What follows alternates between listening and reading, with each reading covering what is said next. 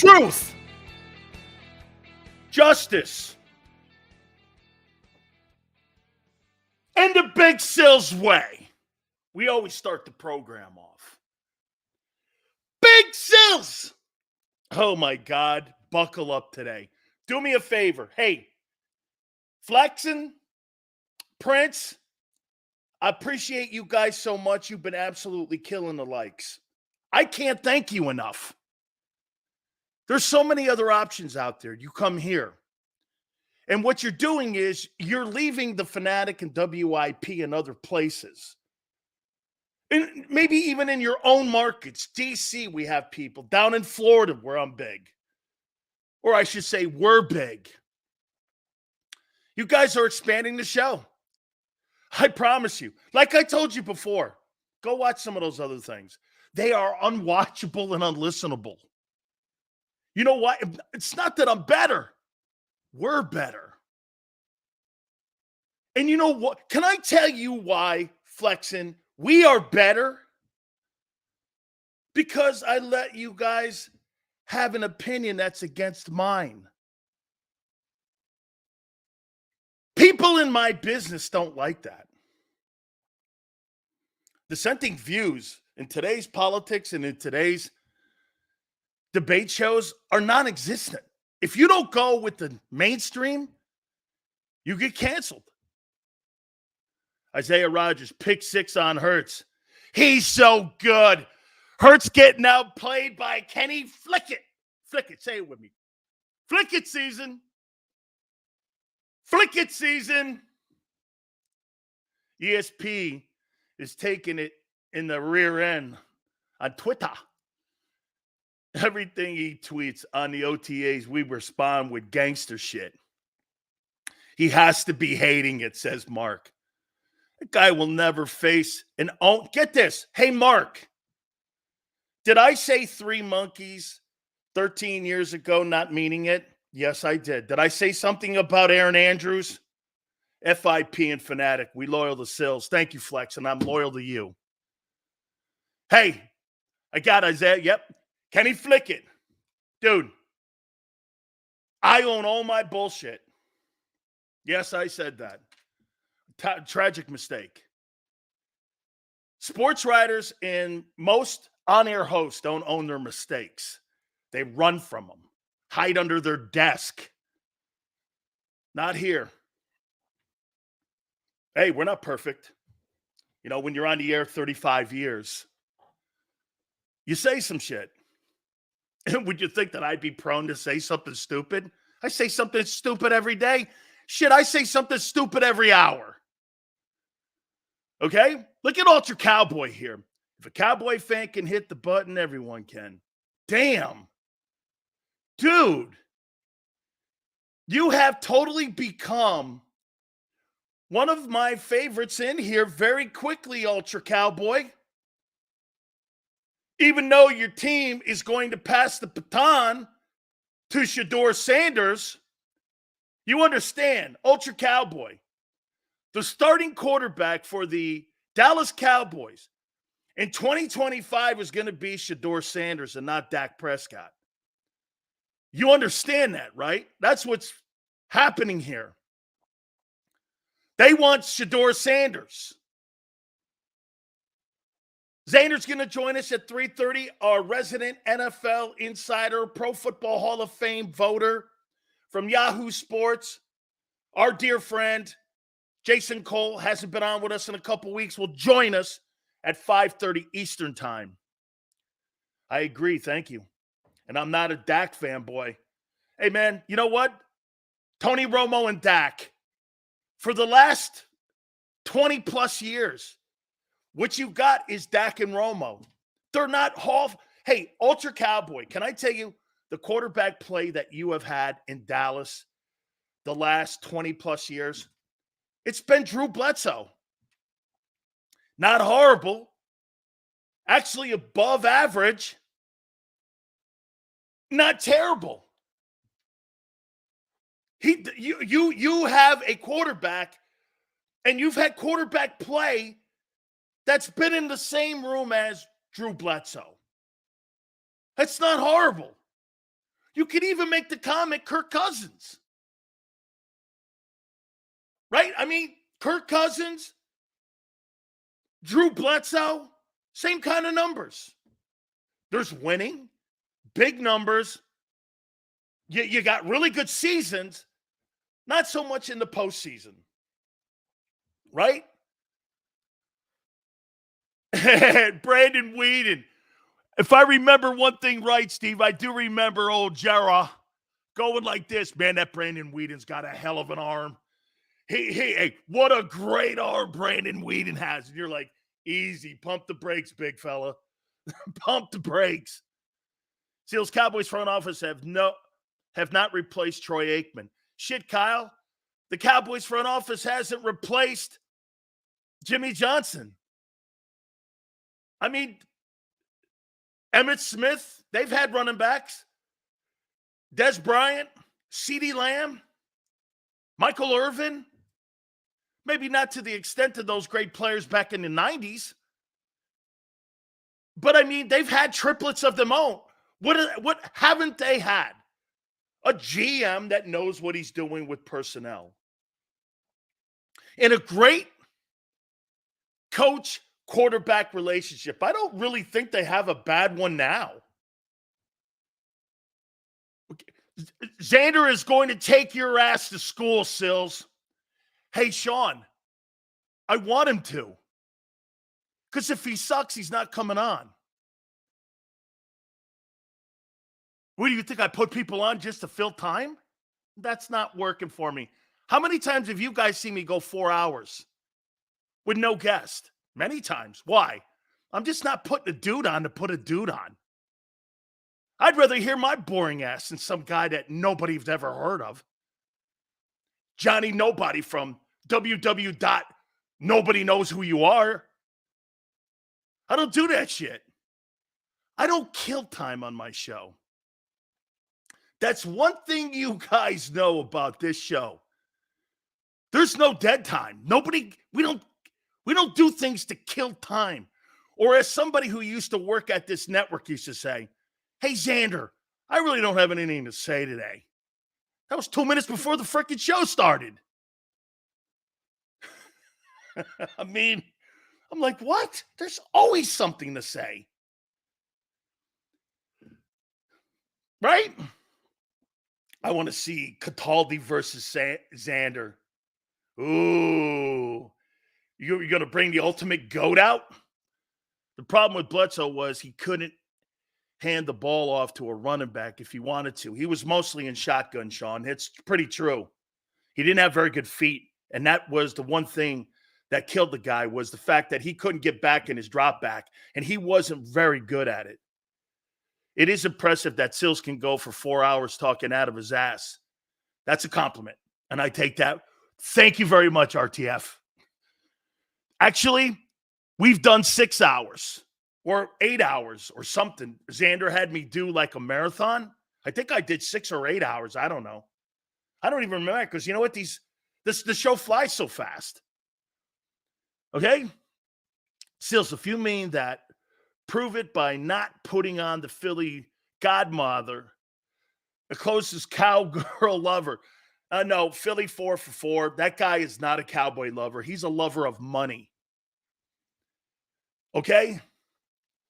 2 more months, Sills, to training camp. I know we're under like 100 days. That's pretty crazy. Oh, yes. By the way, so let's start it off here with this. Enough backslapping. We did enough of that yesterday. So here we go. You ready? So I got a nice text message this morning from Todd Bowles and from Bruce Arians. You know what they're saying at the Bucs OTAs? Wow! Kenny Britt is ready to lead our defense. I love the player. One of the best coordinators in the league as a head coach, Todd Bowles, that guy who crushed you in the playoffs. Goes, Kenny Britt, let me get the exact quotes. Kenny Britt is ready to lead our defense. Compared to the nightmare situation we had a year ago, KJ Britt is going to be a great leader next to Devonta David. Who's he talking about? Let me read that again. KJ Britt is ready to lead the Bucs defense. After the nightmare we had last year, he and Devonta David are ready to take control of the defense. Wow. What a compliment. And yes, shots fired. 2 days ago, they take Devin White's jersey and put it in the worst selling jersey department on the Buccaneer NFL shop at $22. They're taking shots at him, and now they're saying the guy who took his job, who was an undrafted UDFA, where White was the 5th or 6th player taken, is now ready to lead the Buc defense compared to the nightmare we had last year. Who's he talking about? Oh, that's right. Once again, the Eagles sign a downgraded player. I mean, it doesn't get any better than that. I don't even have to bring up the content. The NFL teams they're still taking shots at this kid because he shit the bed and quit on him. Holy cow. The Buccaneers are doing too much. Hey, I agree, Prince. I agree. I think the Bucs should shut their hole if they think that highly. Why would you go out of your way to talk about a linebacker at OTAs? And I happen to agree with you. You're really blowing up a linebacker at OTAs just to make a point to take a shit on Devin White? Now, look, he's asked the questions, but those questions, as you know from the Philly media, are setup questions. Adam goes, I didn't say that. Adam, those aren't my words. Those are the Buccaneers head coach's words. What are you talking about? I didn't say that. Spin, thank you, Ben. Devin White is not a top-notch linebacker. The Steelers signed a top-notch linebacker. $18 million, Patrick Queen. That's going to light a fire in White's ass. No, it's not. That guy wasn't driven by praise or by lack of praise. He was driven into the toilet bowl by the fact that the business side of the NFL kicked his ass. I think that guy's mentally weak. I don't think his problems have anything to do with ability. Martin goes, how do you know? Because they fired him. That's how you know. And he's on a 1-year contract. If Howie thought so highly of White, why didn't he give him a 3-year deal? Why didn't he give him a 3-year deal? Why? White was second. White was fired at the end of the regular season. Okay? White has a ring. Unless David wins a ring, he's a downgrade. Okay? Devonta David has a ring. Big Sills, if there was a YouTube Hall of Fame, your first ballot, I think Jason Cole would agree. Love to hate you, Sills. Look at that, Xander. Philly 4 for 4. By the way, he's not always very positive towards Big Sills. That's really nice, man. Hey, but don't get too crazy, because if you're from Philly, I know that that's probably a lot for you to say, because you should see my conversations with Xander. What do you want me to do? Seriously here, guy. Yeah, it's okay. Jesus Christ. So I get it. That's a big deal. Twist, thank you, my friend. I'm still pissed off at you. You started trouble.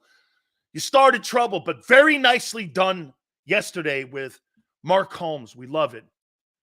Devin White is going to have a monster year. He wants to get another payday in the future. We'll see. As far as I'm concerned, he's still in that quitter's mode. Okay? Watching the Steelers is like watching paint dry. Not a lie. Nay, not a lie. By the way, I hate to do this.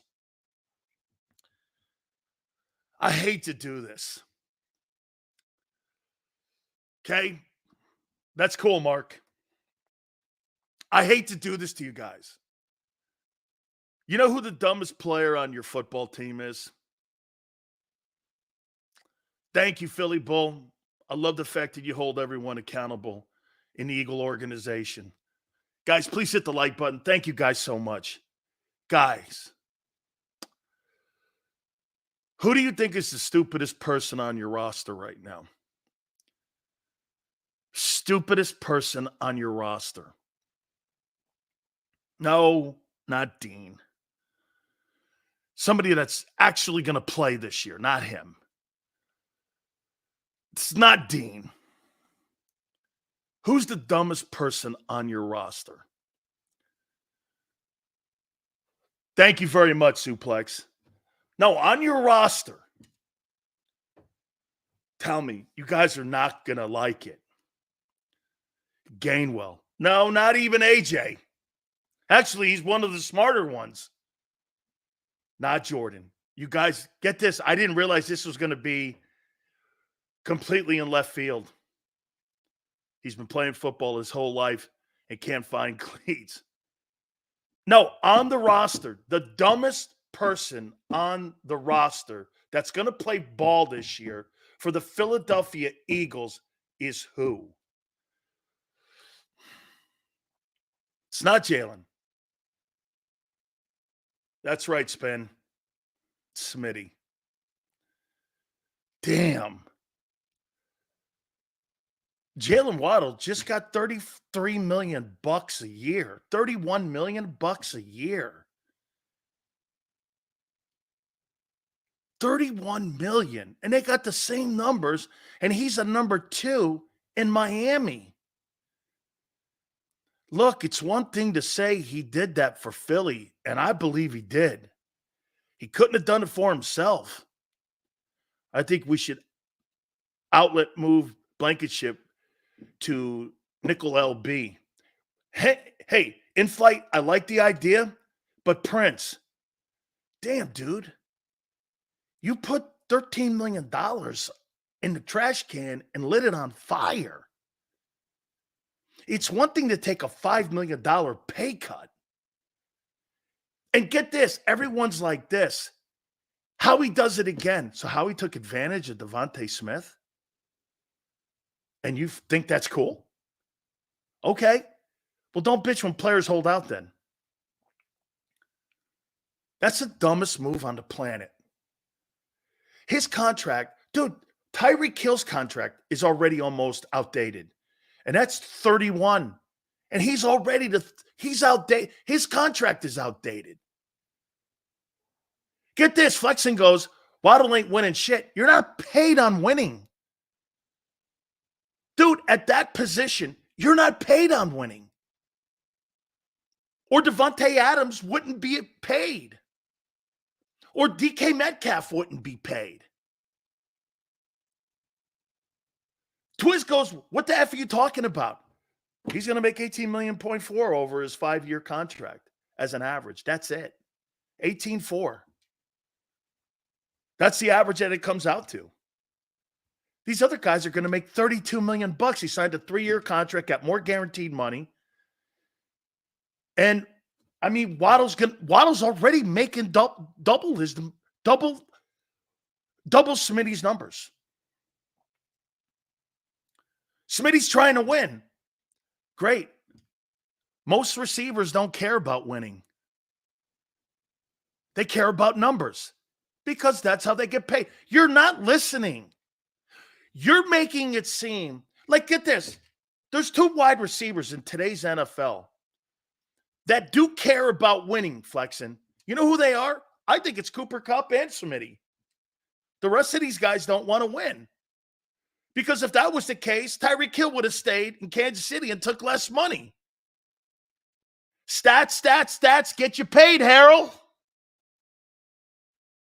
That's how A.J. Brown didn't get paid because he went to the Super Bowl. He got paid because he's got 3,000 yards in 2 years. You're not understanding the position. You think it's because of winning. It's nothing to do with winning. What has St. Brown done in Detroit? He's making $31.5. And Devonta Smith is making half the money. Half the money. Dude, Justin Jefferson's going to get paid $35 million. And by the way, here's something else. I guess kudos to Howie. Dude, Martin, I'm not telling you I don't like the player. I'm telling you this is a stupid move. What the fuck are you talking? So wait a minute. Martin, do you think it was smart for Devonta Smith to sign that contract when everyone in the league, his contract, it will be outdated by 10 players by the start of the season?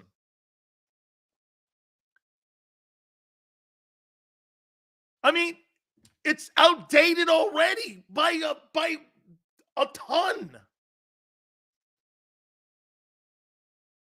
Here, get this. I guess kudos to Howie. You're wrong, Sills. You're wrong for this, Sills. For what? Taking $13 million less a year than everyone else. You think really that's a smart move? So over the next 5 years, that guy burns $70 million. You think that's smart?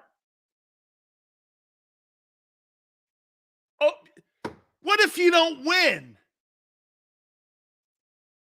You burn $70 million for nothing.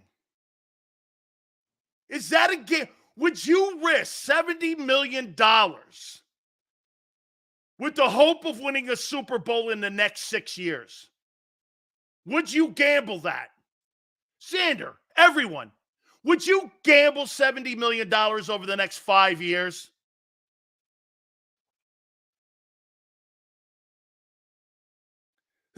Get this. So Prince goes, Brady did that. We're not talking about $60 million here. Brady took $4 million pay cuts, not $14 million pay cuts. Holy shit. You got a guy who took this isn't a haircut. This is a scalpeling. My name ain't no damn Martin. Watch it, Sills. Thank you, Big Marshall. Here, let me put this in proper perspective for you. T. Higgins and Jamar Chase are holding out of OTAs. Why? Well, Higgins ain't signing that tender. And Chase wants a deal. They're not signing. You think they're signing for $18 million? That ain't happening. CeeDee Lamb's not in camp either. You think they're signing for 18.4? Oh, no, Twiz. Still's acting like Howie stole money from him. No, he's a dumbass for signing it. Dude, it's one thing to take a haircut for $5 million. He and his agent, this is the dumbest contract I've ever seen. It's the dumbest contract. You'll regret that. Here, if he doesn't win a Super Bowl in the next 5 years, he'll regret that. Burning $70 million. He'll regret it. The chances of him winning a Super Bowl in the next 5 years has to be 1,000 to 1. You've won one in 60. And you think you're going to win another one. Marino thought he was going to go back to the Super Bowl a bunch of times too. Let's see this for a second here. Let's add this up here. I mean, Jalen Waddle just signed a contract now for $32 million. They're the same draft class, aren't they? Aren't they the same? Aren't they the same? By the way, that Jalen Waddle contract was signed today. So I don't know what the fuck you're talking about, content low. Why, you don't like to hear the fact that your boy took a dumb deal. You want to give all praise to Howie. It's a dumb fucking deal. Let's take a look at this. $13 million. This guy takes a $65 million pay cut. Was it worth it? Hey, I'm the Twitter guy. Dan sent you the Josh Allen versus Hurts Acho comparison and Roseman cap management. What is the Eagles' identity? Well, we're going to find that out here. Who cares about each individual contract? The guy behind him and the league behind him and the players behind him. Well, once again, hey, look at this fucking idiot once again. He comes in here just to attack my takes, which is phenomenal, and I love it. And you can post your 700 posts today. All good. Here's the only time I'm going to address this guy. Praised it because I'm not talking about Howie. He's fucking an idiot. I'm not talking about Howie. LJ's a fucking idiot. I'm not talking about Howie. Did he do right by the Eagles? Absolutely. Getting a cheaper deal for a player? Absolutely. I'm talking about the dumbass Devonta Smith and his agent. It had nothing to do with Howie and the Eagles. Okay? I mean, nothing. This has nothing to do with the Philadelphia Eagles. This conversation has nothing to do with Howie. Nothing. You want to pat Howie on the back? Sure, I'll pat him on the back for getting the guy to take a scalpel. I did. He is a winner. Absolutely. It's a dumb deal when you're looking at the numbers now that are being thrown around it. You know that you're losing $14 million a year. Get this. How many people think that losing $65 million over the next 5 years is a smart gamble? Let me hear this. I want to see this. In the next 5 years, do you think, unless he wins a Super Bowl, let's ask this. Would you gamble $65 million? I wouldn't. Him and his agent are dumbasses for this. Because the market is exploding at that position. They didn't even look at the way the market is going and how the market. Do you know right now, Justin Jefferson, everyone is so concerned about what he's going to sign for that there's a potential Jamar Chase could sign for more than him.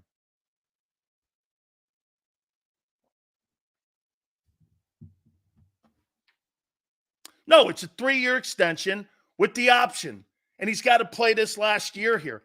I know exactly what it is, Prince. Wow. You talk about getting your ass handed to you. Woo! Got his ass handed to him. So by the time the season starts, Justin Jefferson, Brown, Jalen Waddle, Cooper Kupp, A.J. Brown, T. Higgins, CeeDee Lamb would have all signed significant deals in the 30s. Tyreek Hill's talking about having a new contract done too in Miami. His contract within a matter of 2 months will look as one of the worst signed contracts in NFL history.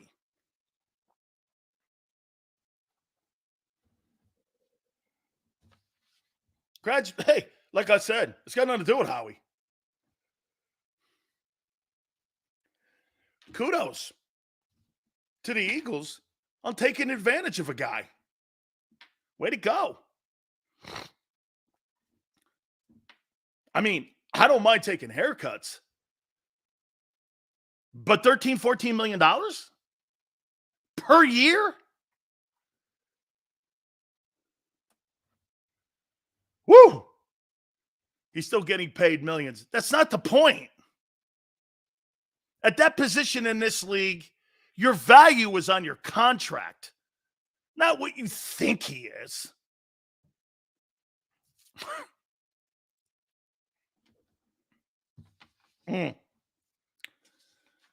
Wow. We're going to take a look at something special here because some of you guys brought this up.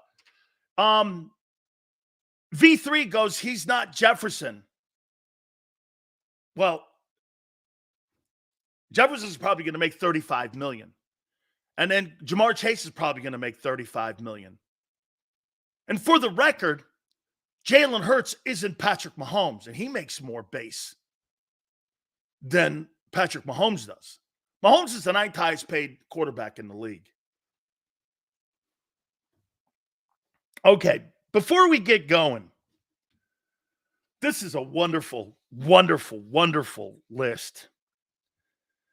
And hey, I saw this and I didn't really like the list. And CBS came out with this. The best duos in the NFL head coach. You don't have to be a play caller. Maybe Smith just loves and wants to be an Eagle for life. Okay, Mitch. It's quite a price to pay for being an Eagle. $65 million. Okay, he better love it. He better love it. The best duos, head coach and quarterback. Who are they? All right. I didn't go through the whole league because I don't know. By the way, that Drake May guy, he's third team right now in New England. New England. New England. New England, he's third team. All right, Drake, I hope it works out for you, son. The best head coach and quarterback in the league. I talked to Pete Prisco about this. I gave him this and he laughed. I wrote this down. I said 15. Jalen Hurts and Nick Sirianni, in my opinion. 15th. You think Jalen likes Sirianni? How many people in here would say that Nick Sirianni and Jalen Hurts have a healthy relationship? I don't think there's any. There's no secret there. Mahomes and Reed are number one. I'm not even thinking that that's that high. Jalen Hurts hates that guy. You kidding me? The coach that some of you in here love, the quarterback even hates. Hates him. Never supported him and has never backed him. Hates him. Number 14, Dak and McCarthy. Pretty good relationship. Had a great year last year. Won the East. 9 picks, 37 touchdowns. Like the 2 seed or 3 seed in the NFC last year. Not bad. Number 13, Tua and Mike McDaniel. Man, I like that duo. Man, I like that. Tua's just got to stay healthy. Number 12. Sorry, Sean McDermott. You're down here low with Allen. Buffalo. I think you're the wrong guy.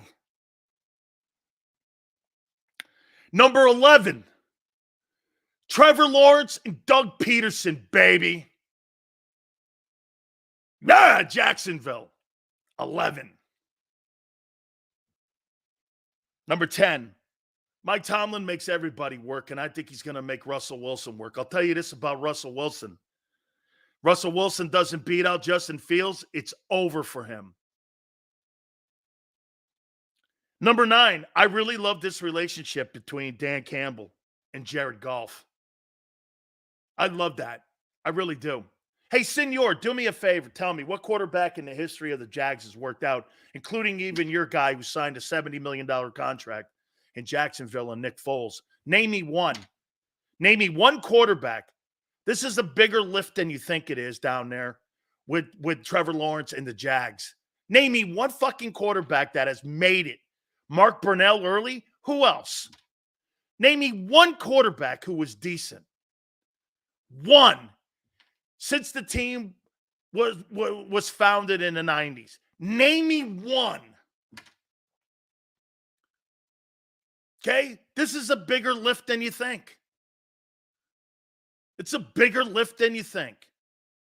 And by the way, Trevor Lawrence is going to get his contract.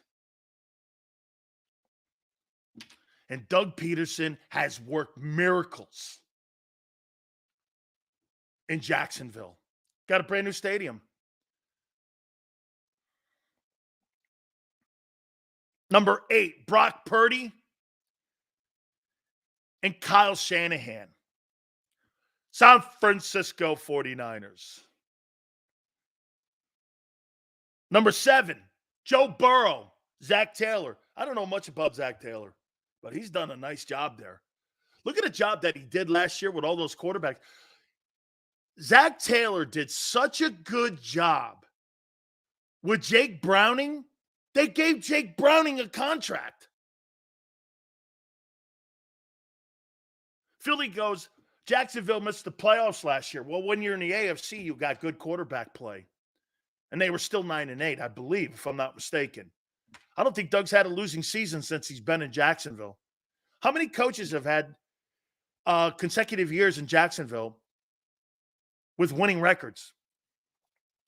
Actually won a playoff game down there, too, if I'm not mistaken. Okay?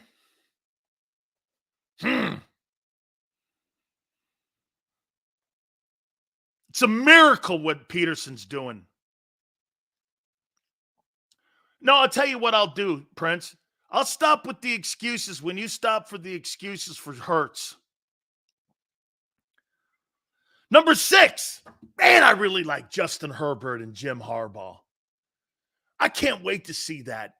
My opinion, I think Justin Herbert's going to be an MVP candidate. Yet one of the best play calling coaches, and he's got massive success in the league. 44-19-1 as a head coach in the NFL with Kaepernick.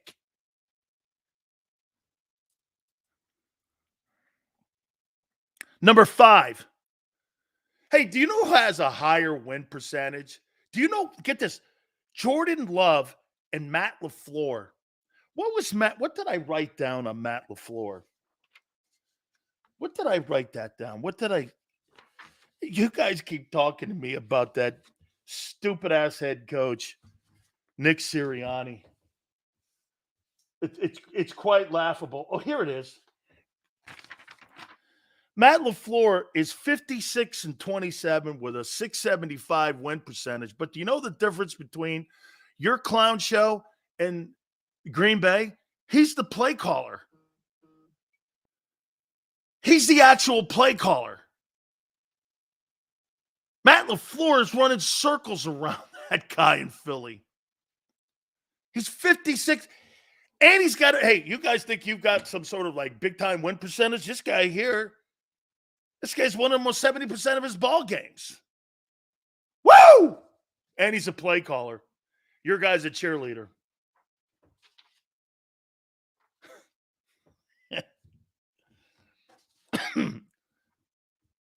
Number 4. I love this guy. CJ Stroud and DeMeco Ryans. Is that not a good-looking team down there? Plus with Nick Caserio as GM. Wow. Look at 007. Matt LaFleur hasn't been to a Super Bowl yet. Okay, Dan Quinn has. He was as a coordinator. What other shitty coach has been to to a Super Bowl. Come on, dog. Are you crazy? And he lost. Dude, you hang your hat on that Super Bowl like it. Why, once again, why was Sirianni fighting for his job then? Wait a minute. Let's do this. If you had to have a pick between Nick Sirianni and Matt LaFleur as your head coach, who would you take? Who would you take? Who would you take? Nick Sirianni. You also shit-talked C.J. Stroud last offseason as well. And he played into being good. Correct. Because in the 150 years, Ohio State's never produced a quarterback. Even Joe Burrow got thrown out of Ohio State.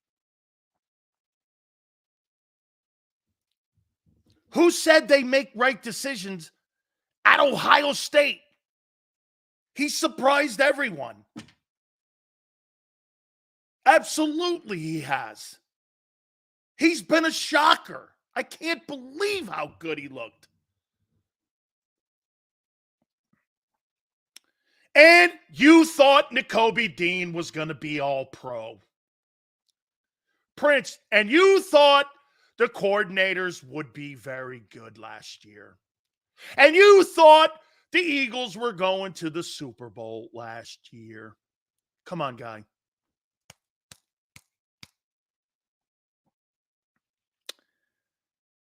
Number 3. How about John Harbaugh and Lamar Jackson? What a great relationship those guys have. Just a fabulous relationship. Great run organization. Eric DeCosta. Ozzie Newsome in the front office still. Steve Biscotti, the owner. One of the best run organizations in all of football on every level. Number 2, Stafford and McVay. Incredible. Sean McVay is without a doubt, if Andy Reid wasn't in the game today, he would be the best head football coach in the game right now. Okay, the best. Hey, by the way, let's just say this. Will we not agree on this one at least? You can't go wrong hiring a Harbaugh. And number 1, of course, is Mahomes and Reid. I like those relationships like that. I think you have, if one thing is proven in NFL history, what did Belichick do without Brady? Well, what did Andy Reid do without Mahomes? What did Chuck Noll do without Bradshaw? What did Jimmy do without Aikman? What did Walsh do without Montana?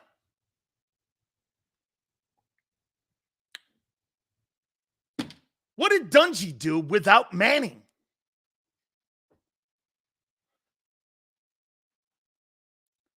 I mean, Reid didn't go to Super Bowls without Mahomes. Super Bowl. And he was fired in Philly for not getting the job done. Because what did you guys say? It was time.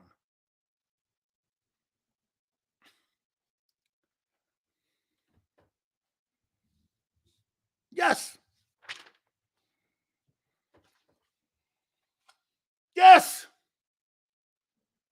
Oh, wait. I got to do this one before. Before we do the matchups. We're going to do matchups today. From your last Super Bowl team to the current one. And I'll explain more here in a minute. So let me ask you guys this before we get going here.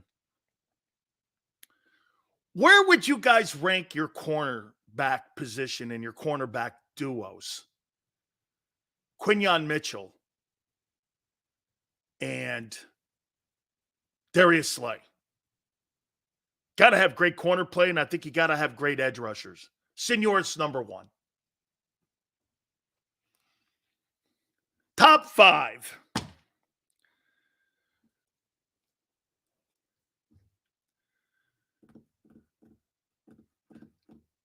Best in the league. Love Slay. Q and Slay will be at least top 15.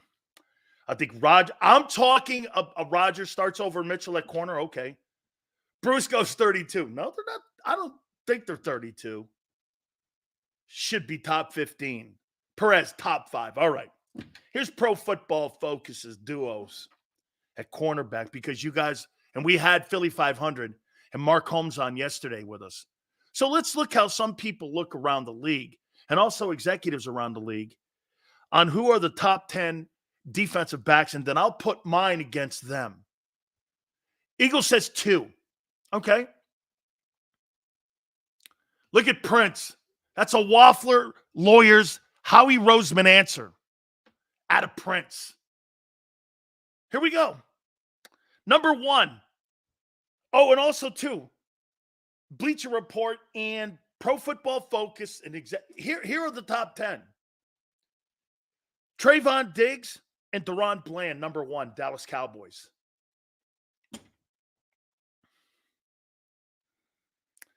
Number 2. This isn't mine yet. Martin Emerson and Denzel Ward, Browns. Number 3. Sauce Gardner and DJ Reed, Jets. We're getting closer now to top 5 here. Number 4. Rick Woolen and Devon Witherspoon, Seahawks. What? Number 5. Javarius Ward and Lenore, San Francisco 49ers. Woo! The Niners have a top 5. Hey, Niner all day. Do you agree with that? That the Niners have a top 5 corner duo?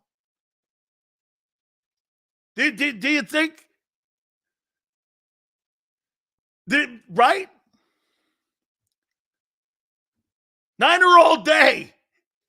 You guys have a top 5 corner, top 3 linebacker group. You may have the best linebacking. Get this. So wait a minute. Hey, Niner all day. You have the 5th best corners as a duo, the best linebacking core, and arguably the best front 4 in the league? Shit. And that offense? You're going to try to tell me the Eagles are on the same 53-man roster page as San Francisco? Not happening. They got superstars on both sides of the ball. Superstars. And yet lost to San Francisco. What was the one common denominator? Both quarterbacks. Jalen played great in the Super Bowl. Yeah, I know. And Purdy got his team to the 5th. You know what's great? What's his name? Jalen played great, right? Well, at least Purdy took him to overtime. Did he not? Jalen played great and lost. This guy had to make Kansas City play an extra quarter to beat him. Oh, and that team beat the piss out of you. Number 6, Brandon Stevens, Marlon Humphreys, Baltimore. Where's I'm not seeing Quinyon Mitchell and Slay on here yet. Number 7, Tyreek Stevenson, Jalen Johnson, Chicago. The Bears? This isn't my list yet. Number 8, Paulson Adi and Taylor, New Orleans. What? Where's Slay and Williams? Number 9, Christian Benford and Rasul Douglas, Buffalo. What?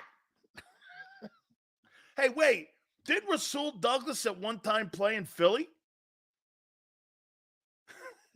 Hey, didn't Rasul Douglas play in Philly? What happened? Howie cut him? Did Howie cut him? Or did he trade him?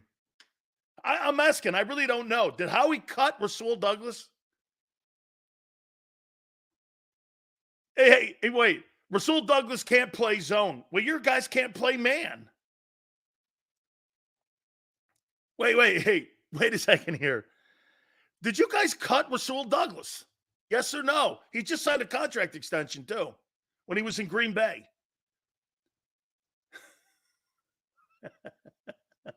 Hey, Sil says everyone in the chat box. Bruce. Yeah. Bruce, that's funny, man. Here. Look at Eduardo.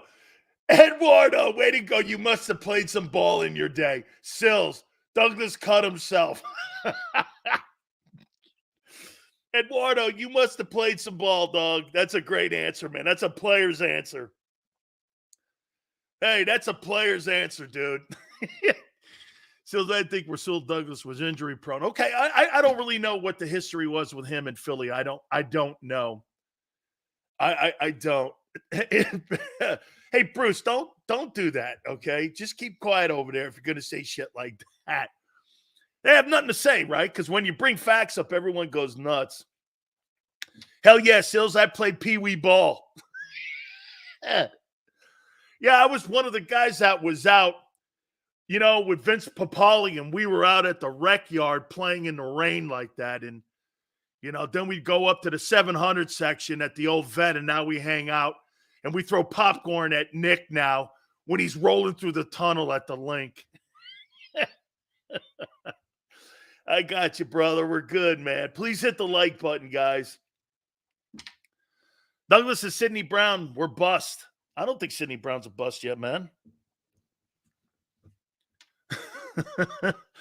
Can you get Sal Pal? Yes, we can. We'll do that.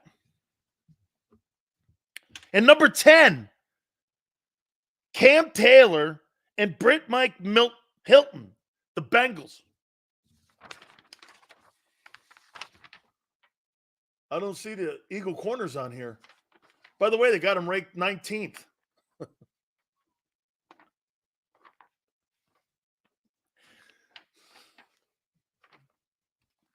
So you get the worst linebacking core, the 19th ranked corner duo in the league. And the 49ers have the 5th best corners duo, the best linebacking core, and a top 2 defensive front. And you're better than them. And you're equal to them in offense. How are you better than San Francisco? And they got better coaching than you. How are you better than San Francisco? Where do you actually see that? Where do you see that across the? They got superstar. Look, Euro line. We're gonna. Hey, look. Let's do that just off the top of my head. O-line, Eagles or Niners? Eagles. Tight end, Kittle all night over Goddard. Running back, McCaffrey over Barkley all night. Receivers, Ayuk and Debo. Used differently, not an excuse. Going Eagles. Quarterback, Purdy does and uses his weapons better than Hurts does. The numbers speak to that. 30 touchdowns, 4,200 passing yards, led the NFL in completion percentage, and it's been to 2 NFC title games. There's no coincidence that guy has got his team to the NFC title game 2 years in a row. Can't take that away from him. Overall, I'd still go edge to Philly. Not by a lot, but edge to Philly. Defensively, I'm not even going to go down that route. You're not better than them in the front. You're not better than them in linebacker, and you're not better than them in the secondary. So as a 53-man roster, you're not even in the same area code.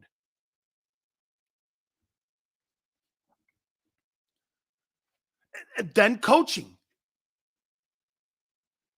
So, I mean, I'd hang in there for a little bit, calling yourselves the best.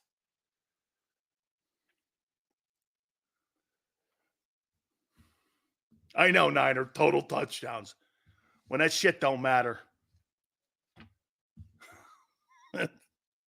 Here's how I rank them.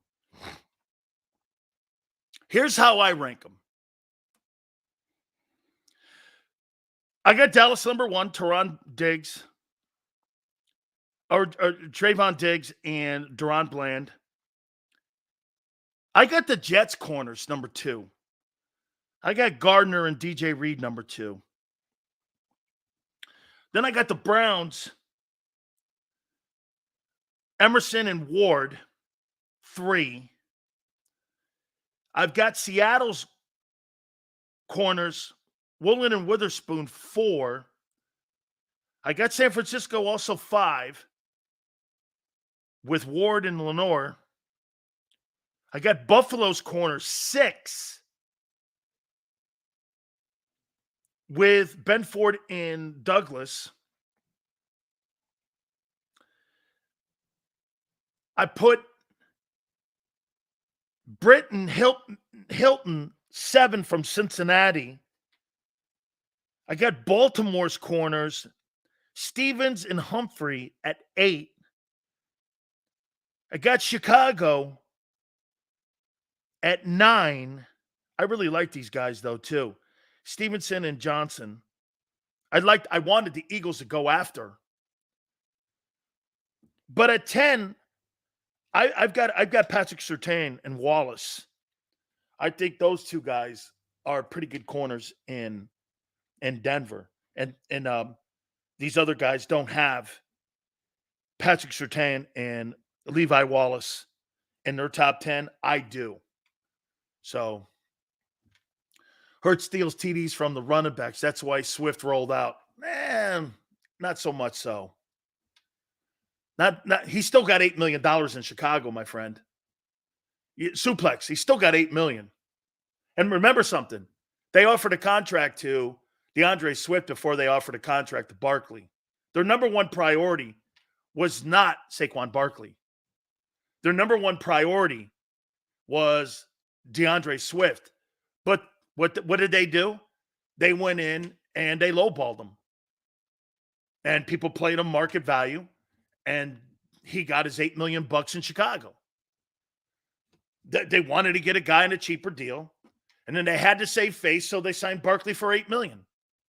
Guy who's been hurt the last 4 years, or 3 of the last 4 years. They signed him to 8, taking a gamble. We'll see. Will he be better behind that O-line? Absolutely. He better be. It's a $175 million offense. The Eagles did not offer him. I heard John McMullen talking with Xander or with Jody back in the time that the Eagles offered him a contract. And he took the Chicago deal. Look. Like I said, the Eagles offered Swift the contract first. They must have obviously thought he was better than Barkley. Or they're trying to get him at a cheaper rate.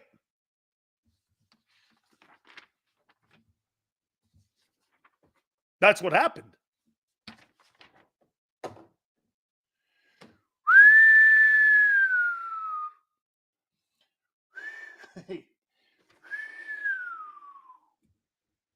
Damn! All right. Hit the like button, my friends. We're going to do something here. All right. How many people believe that your Philadelphia Eagles are a Super Bowl contending team this year?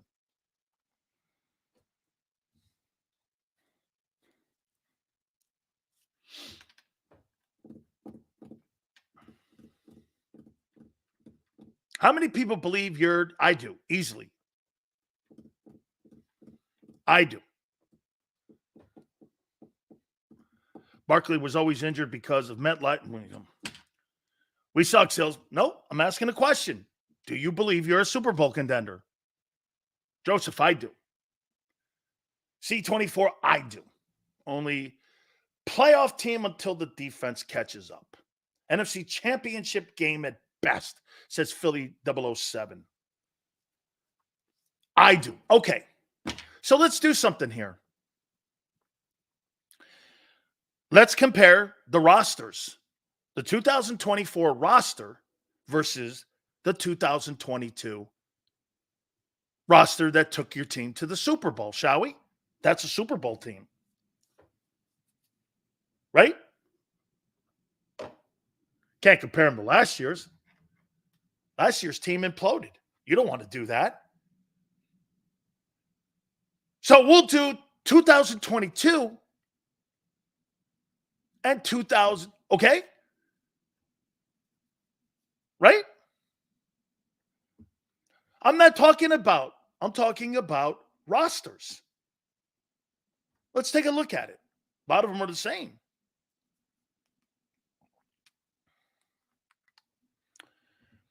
"2022 Hurts." Special year he had, too. Is Jalen Hurts better today than he was in 22?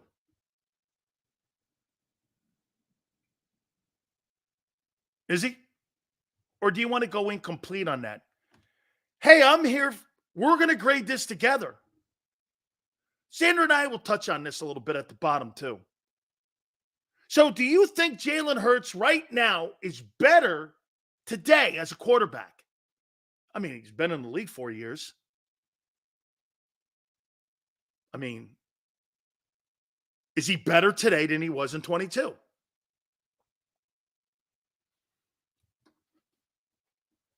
You want to go incomplete after 4 years? Oh no, I don't think he's better today. I think he's more confused today. I'll even give it to you. Incomplete. At the most important position, you're incomplete.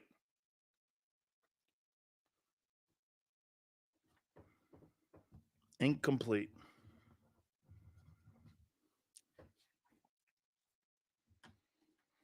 "2022 running back. Miles Sanders had 1,300 yards rushing and 11 touchdowns. And Barkley. Are you better at that position than you were in your Super Bowl year?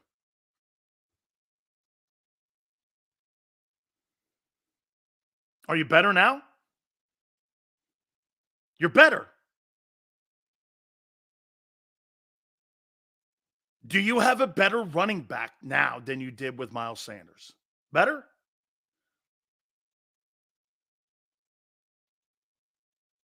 That's why we're not talking about better teams, Richard. I'm asking you about a roster on May 30th. Try listening. Might help you. Barkley's better than Sanders? I would agree. Better blocker, if anything.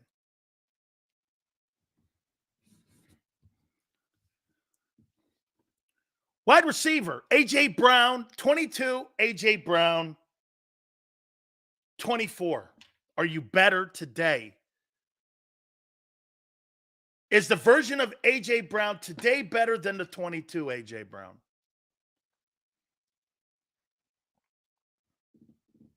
Better now? I agree.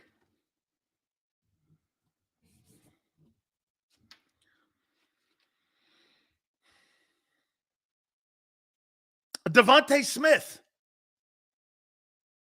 Are you better now than you were in the Super Bowl year with the roster in 22? You're better.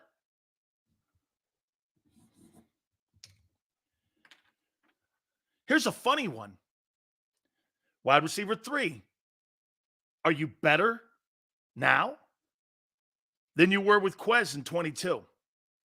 You don't even know who's playing wide receiver 3. So you're saying anybody is better than Quez? out of that 3-hole. Anybody. A body. Quez was terrible? Okay, so you're saying a rookie today will be better than Quez. Jalen doesn't really use that position. It's actually a non-factor, so I'll give it to you. Look at this, man. So far, the 24 team looks like they have a better roster. Dallas Goedert in 22 and Dallas Goedert in 24. Dallas Goedert is not better today than he was in 22. He's not better.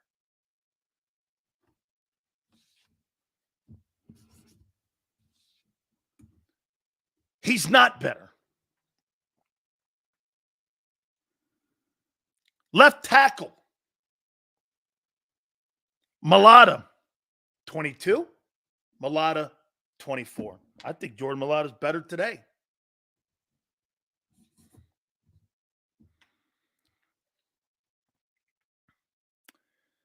Dickerson, 22. Dickerson, 24. Is he better today? I certainly think so.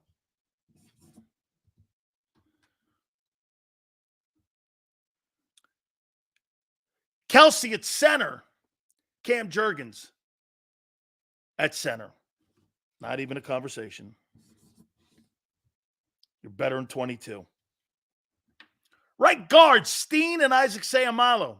Not even a conversation. Isaac Seumalo.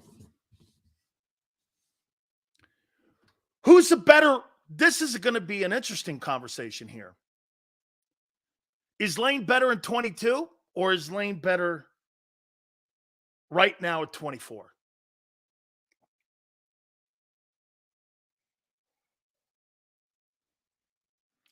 By the way, we're looking at rosters, not better team. Rosters. I don't think Lane is as good as he was in 22.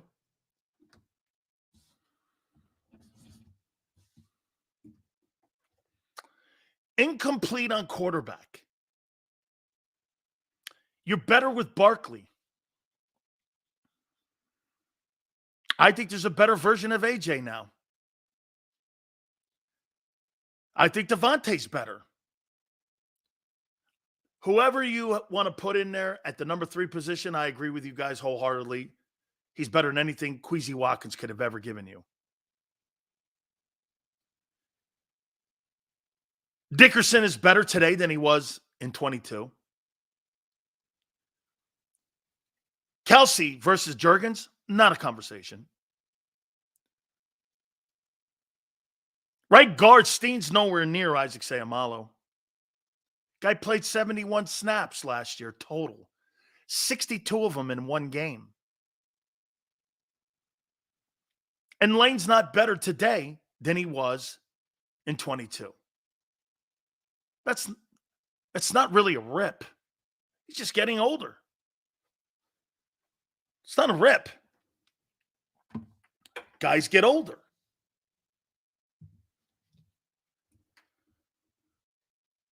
Not bad.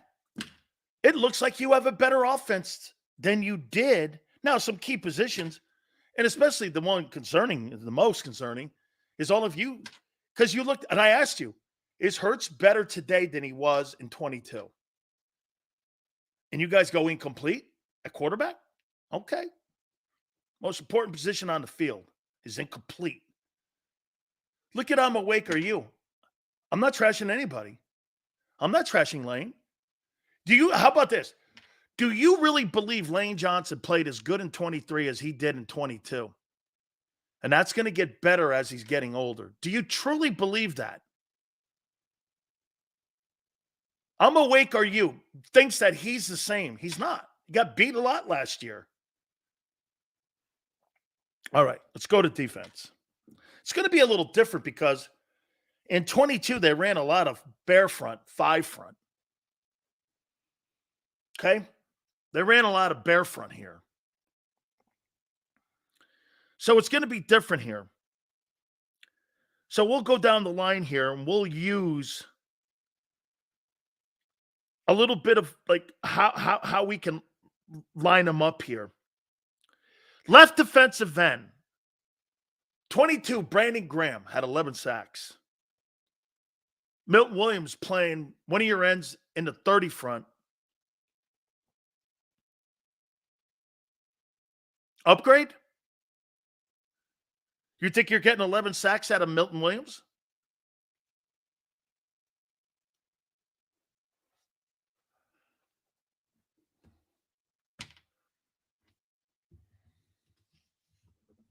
You think Milton Williams is giving you 11 sacks?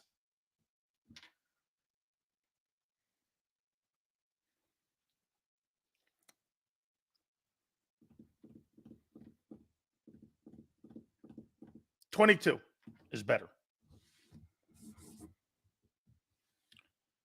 Fletcher Cox in 22 versus Jordan Davis in 24. Better today or better in 22?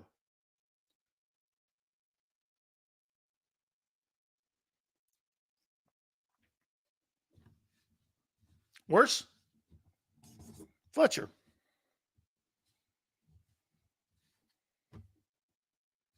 Linville Joseph, Jalen Carter. Better today than in 22? I say I say Jalen Carter's better. See, I'm being fair here. You're better. I think you're better here.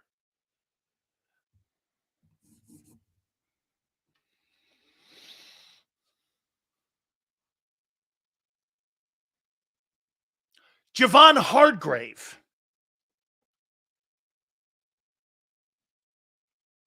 versus Ajomo.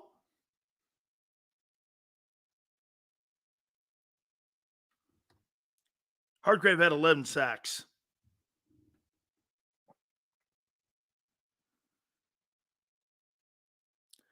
Bryce Huff. Josh Sweat in 22. Are you better today? Ajomo isn't a starter. Well, if you go 5 front, dog, who are your 5 linemen? Nick?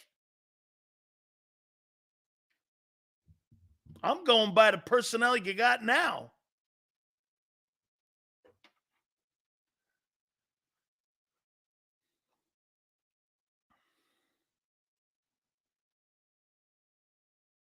Who's better? Josh had 11 sacks, right? Huff had 10.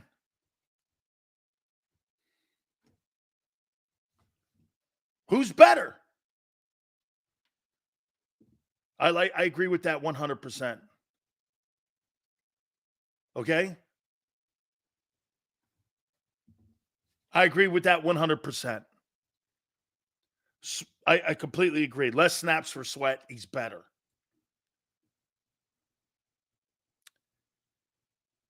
Inside linebackers. Nakobe Dean. TJ Edwards.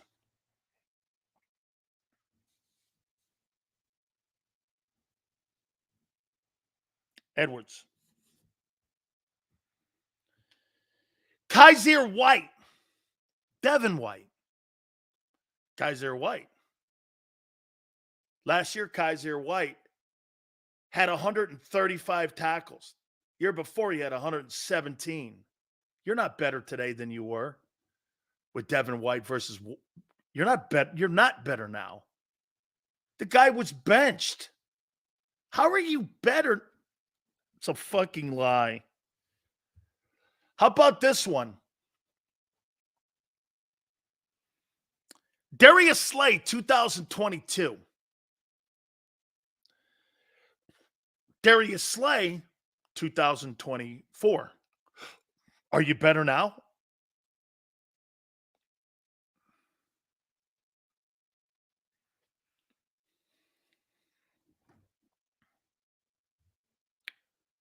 You're worse now?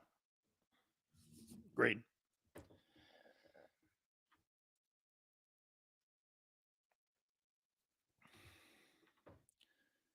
Epps, Blankenship.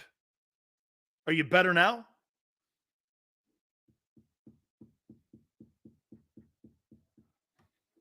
I think Epps was better than Blankenship. Watch this one. This will be funny. Are you better now at cornerback? Bradbury, Mitchell. Are you better now?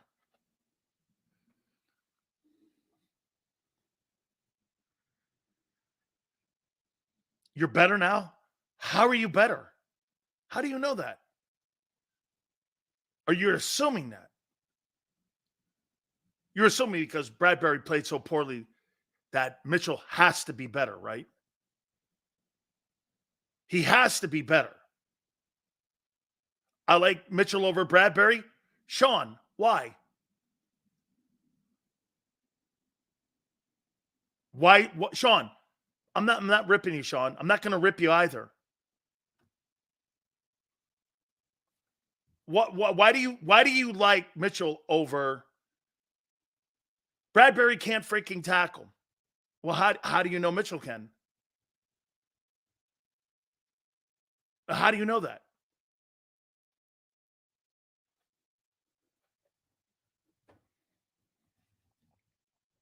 By the way, I'm not saying Bradbury in 22 was an all-pro. You don't know what Mitchell is. You were better in 22. How in the world do you forget that Bradbury made second team all-pro that year in 22? Did you forget that? That's why I'm asking you right now. You think Mitchell is an all-pro corner? Really?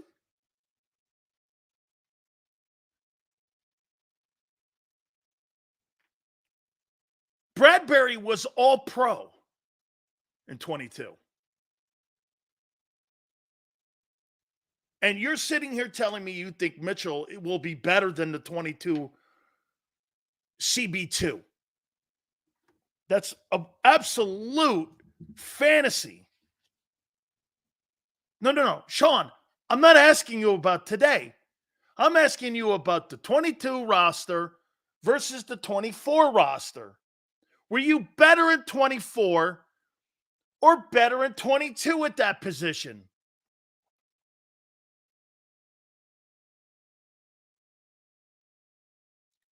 Were you or were you not?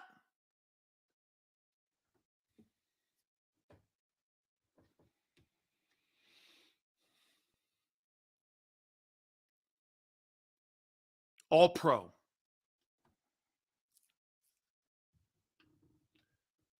Avonte Maddox in the slot, I'm assuming, or Isaiah Rodgers versus Gardner Johnson in the slot. You think Gardner Johnson's going to be a better player this year than he was in 22, where he led the NFL in INTs?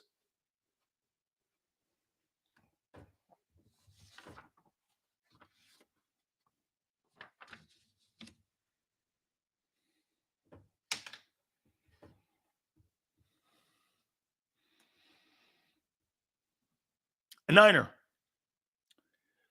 The 2022 Eagle defense is superior to anything the Eagles are putting on the field now. It's a downgrade from that Super Bowl team. You really don't want to look at the rosters for 23 because that got you nowhere. So you look at your last, which basically a lot of the same players are on the team. Are they better now? Your linebacking core is completely in shambles. Your secondary had a great year that year because of the front four. Depth, experience, veteran leadership. So at the end of the day, you ask yourself, when you look at the 49ers going across the board, you don't match up like this. So when we're talking about the top teams in the NFC, you're talking about one side of the ball. Now, to the conversation of what people say, especially where the league is going right now. And I happen to agree with Hugh Douglas on this one. How great do you actually have to be on defense to win a Super Bowl?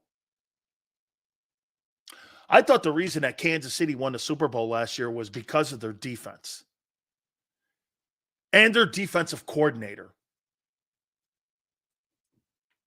I mean, that football team was driven all year by their defense. And I do think that's an honorable question.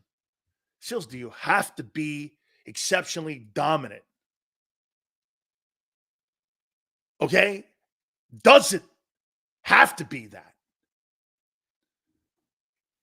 Sills, if this offense can't put up at least 30 every game, it's going to be a very long season with this defense. Raj, that's why, to me, running the ball is going to be essential. But you see, you have so much skilled offensive firepower on the perimeter that's not going to be conducive to the play calling and the play caller that you brought in. He's not going to sit there and run the ball. It's good. You know what?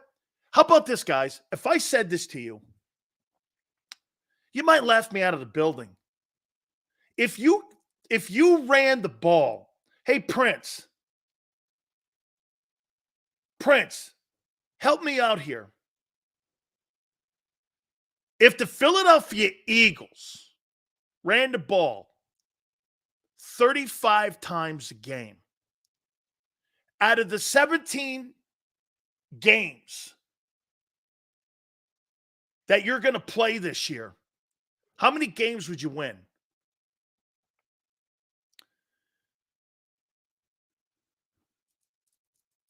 How many games would you win?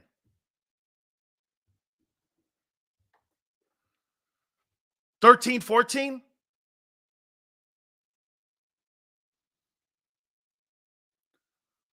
How many?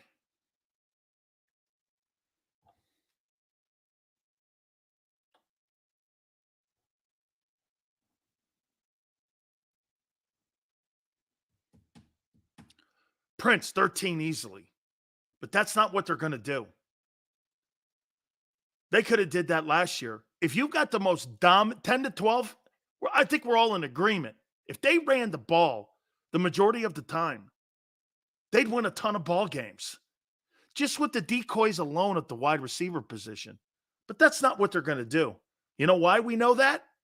Because of the coordinator they hired. They're going to want to throw it. And the money that they've spent. They're going to throw it.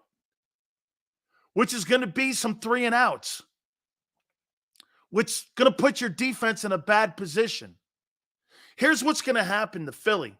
You're going to look at you're going to look at the stat line. Okay? You're going to look at the stat line. And you're going to go like this. Jesus criminy, man. They put up all the numbers on the planet because it happened to you last year. You put up all the numbers, but you didn't put up the wins. Okay? Looks like we're having a good like day. Hey, listen. I'm going to pull a Belichick here, or I'm going to pull a I don't really care about deflated footballs here. All I care about is the amount of likes. I don't really care. You got me wrong here. I don't question shit like that. Hey, Sills, somebody did great. I mean, what do you want me to do? Oh, hey, Sills, did you guys cheat at Miami? I don't know what you're talking about. Let's bring my boy Xander in. See, Xander, 700 likes. We did it. I don't know what's going on. I just clicked on. I'm like, wait a second. 700 likes. There's not even 700 people watching us. But I'll take it, right? I know, man. That's good, man. Hey, thank you, Mark Holmes and Philly 500. Yeah, right. Hey, who won that yesterday, you think? I think Philly 5-0, man. Look, I actually love Mark Holmes, and I respect him for coming on here. It's not an easy thing to do, especially when you turn into like resident Philly during the segment. But I'll tell you what, even Dallas fans can't defend the Cowboys. They stunk out loud for 30 years. There's no defense. And I think that's what Mark Holmes is experiencing. And I respect him for riding for his team. And I'm not going to knock him for that, but I got Philly 5-0 up 3-0. You have a convincing knockout too, right? What, with the Super Bowl? Well, the convincing knockout and what he's done the last 3 appearances. Yeah, on the segments. Okay. Yeah, I think Philly 5-0. I mean, the thing I love about Philly 500 is his expressions. That's what, but you know this better than most do. That part of content, part of is entertainment, right? Is being so. Not only is he like the ultimate Eagles fan, but he's extremely entertaining when he does it, and I love him for it. It's great stuff, great content. Great debate. I think the segment's been really good on the show. Hey, man, I just learned something that these are all some of the likes that have been built up behind. Yeah. And now they've been added. Yeah. We can call it that. 715 we're up there. That thing is running. Hey, baby, let's keep it going, baby. Let's get this thing to 1,000. Appreciate everybody in the chat. You guys make it possible. You guys make the show what's grow. That thing? Get this. I told you before, Austin Eckler from the Chargers. What's that called, guys? Bombed me when I was on not TikTok, but that other platform, and he bombed me, and there was 27,000 people that came into my show, and Twitch. It was Twitch. Yeah, Twitch does that. Yeah, and they kind of bombed me on that, and I was a Twitch guy. I'm a YouTube guy. I stopped using it too. So anyway, all right. So we got more Miami Dolphin players coming out and talking shit on Vic. And you're hit like this kid. I don't even really know who Cam White is. Yeah, I mean, there's a lot of guys. I have no idea who he is, but dude, this is now the 8th player. Yeah, it's kind of weird, right? Like 1 or 2 guys. Yeah. It's kind of weird how many are coming out. It doesn't change my opinion. It doesn't make me change my opinion. Jordan Davis spoke today after the OTA. He spoke to the media. He had pretty good commentary on Vic Fangio. He just said, no bullshit. He's all football all the time.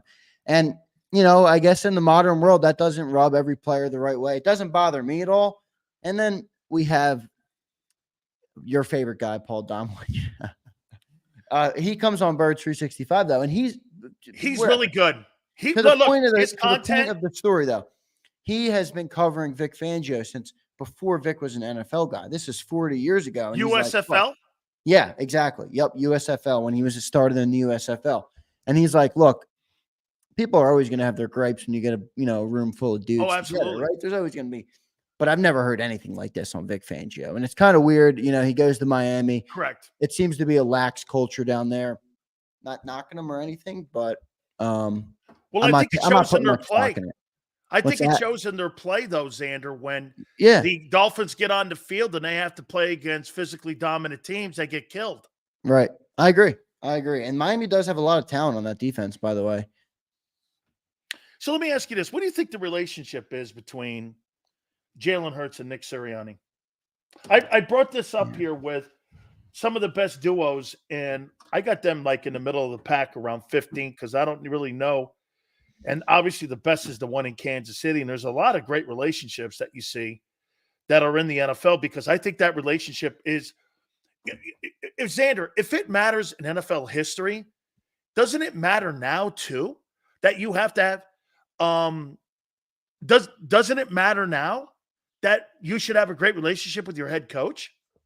Yeah, this is the one. It's funny we keep going here because this is the one. He is, I think, the biggest question mark on the entire team this year. Not linebacker, not defense, not Vic Fangio, not Kellen Moore. It's Nick Sirianni.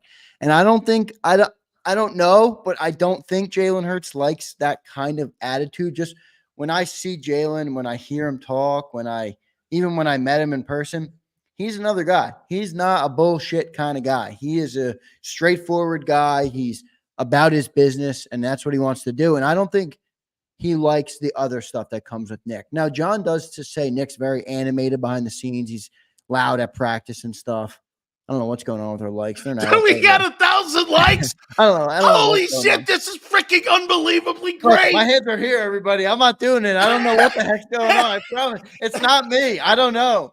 I know who it is. It's LJ. He's doing it.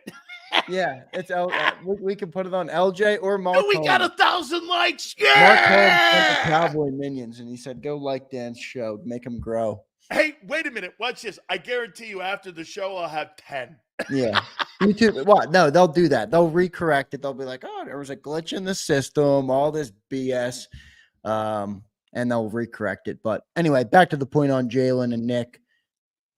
I don't know. I mean, maybe Jalen is all right with it. Maybe if it's like, the opposites attract type of thing where Jalen is okay being the adult in the room.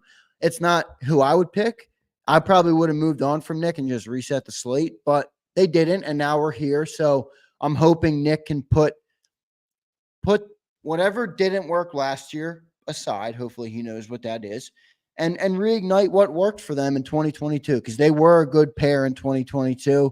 It seemed like they were going to be one of the top duos in the league when you talk about coach and quarterback. I don't think they are that right now, but I do have confidence, or at least some level of hope. I know hope is not a strategy, but some level of hope that they'll get it right. What if they get to the NFC? I'll tell you what. Let's do this. What if they get to the NFC title game? Does that correct all the ills of last year for Nick? Because then you know what you say, Xander? Even me, I would have to do this. Dude, 2 of the last 3 years, he got to the NFC title game. I mean, you got to tell me here that, then you look at 23 and you go, okay, there was a misstep in the organization. Organizations make those missteps. Yeah. Does he correct it all? If that happens, the NFC title game, I think you have to, right? Like, I know we've kind of gotten into this mode of expectation where it's like Super Bowl or bust, but look, it's hard to win in the NFL. Like, even going to a conference title game, winning a conference title, those are big feats. So maybe if you're Angelo Cataldi, you're not going to be happy, but I think you have to be. I mean, what are you going to fire a coach after making it to the NFC title game? No way. 2 of the last 3 years. I'm not doing 2 of the last 3 years. And by the way, he won one lot, in 22. So I don't think that it's weird. It's a weird situation because if the Eagles succeed this year, Nick's not going anywhere. Would you be disappointed if he succeeded and he kept his job? No, I wouldn't. No. Yeah. No. Good. Do I live in Vermont? No, I do not live in Vermont. Vermont. It's maple syrup. What is in Vermont? Yeah, he sounds like he's from Vermont, eh? Vermont. Do I look like a Vermont guy to you? Come on. No. Okay, Xander, I'm going to play this game with you. So do you believe that this team is a Super Bowl contending team? Yeah, I do. I mean, and I think a lot of it is to the NFC. Like, we even did this exercise, right? Like, the NFC is not that great. Even the quarterbacks. Like, you got Dak Prescott as your best quarterback in the NFC, PFF. Come on. There's not that many. We're not dealing with a major gauntlet of teams. The Eagles definitely have a great roster. You're right, though, about the Niners. I mean, they're not a better team than the Niners. I didn't realize that they were that great. Yeah, they're not a better team than the 49ers. But that doesn't always mean wait a minute. Better roster. Yeah, better roster. But better coaches, better team, better whole organization right now. I would say the 49ers have us beat a little bit. But that doesn't mean they're going to beat us when it matters. You know how it is. It's a war of attrition. There's luck. There's all sorts of stuff that goes into winning in the NFL. So I do think the Eagles are right there with them. And remember, they're also playing with Brock on a rookie contract. This is where we have such an advantage with Howie Roseman. Our team is built like a team that has a rookie contract quarterback, yet the quarterback's not on a rookie contract. The wide receivers are paid. The offensive line, everybody on the offense is paid except for the right guard and the center. That's it. Everybody else is on a second contract. Let me ask Think about that. Ask most teams can't do that. Absolutely true.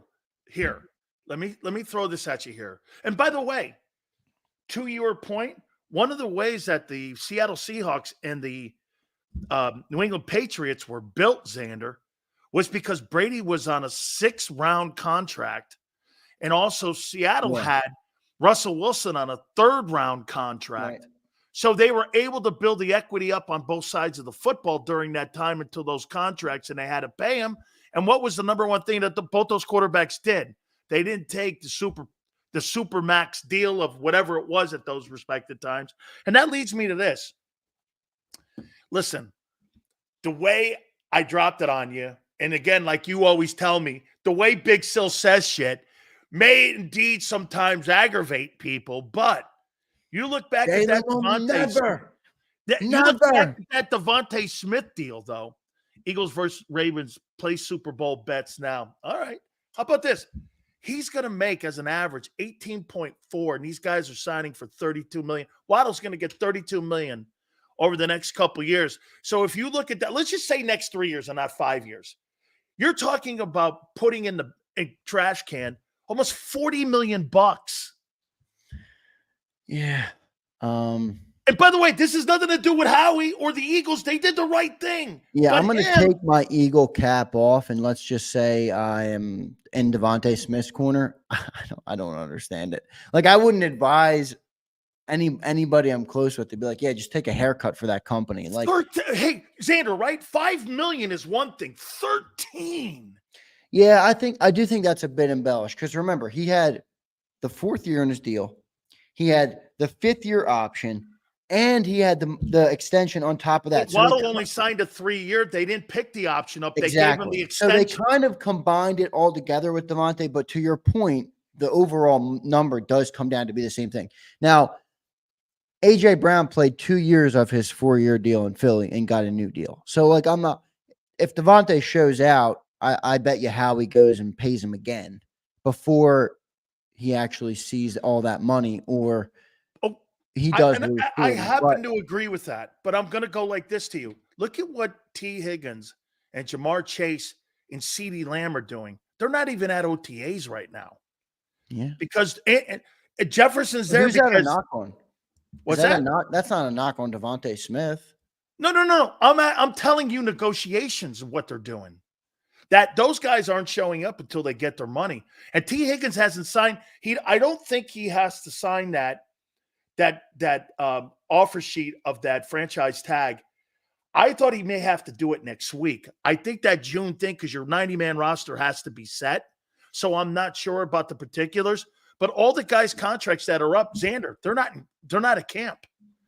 They're not at OTAs. Yeah, but what's a better guy to have in your locker room if you want to win Super Bowls? I'm not debating that. I'm asking you, and but I think that's part of it. Okay. Do you think it's worth putting $40 million into dollars, and if you don't win a Super Bowl in the next 3 years or 4 years, you think that was worth burning $40 million? No, not for Devonta Smith, but nobody in their right mind would say that was worth it for Devonta Smith. But I'm saying the kind of guy that would sign the deal Devonta signed, he's a guy that's perhaps more committed to the football team, more committed to the program, more committed to the success of the team. You're right. He took a $40 million haircut, but this isn't the Devonta Smith Eagles. It's the Philadelphia Eagles. So if it makes the team better, then good. $40 million to be an Eagle. I'll tell you what, there is the ultimate. I don't even like the Eagles that much. $40 million. Come on, man. Let me tell you this. That's the ultimate Eagle hometown discount. I don't think I've ever seen anything like it. I mean, Brady took hometown discounts. This guy, kudos, like you said. Hey, you know what? He is probably that guy. Now that I saw that house that he lived in the other day, I believe he does live in a place like that. I think this guy remember when he won the Heisman, Xander, and he had that entire community wrapped around him, and they were waiting for him when he won the Heisman, and they were celebrating when he got that. That whole town was cheering for him. Everyone loved. I believe he is that guy. He probably looks at $20 million and goes like this. That's all I need. I don't really need $45, $35 million.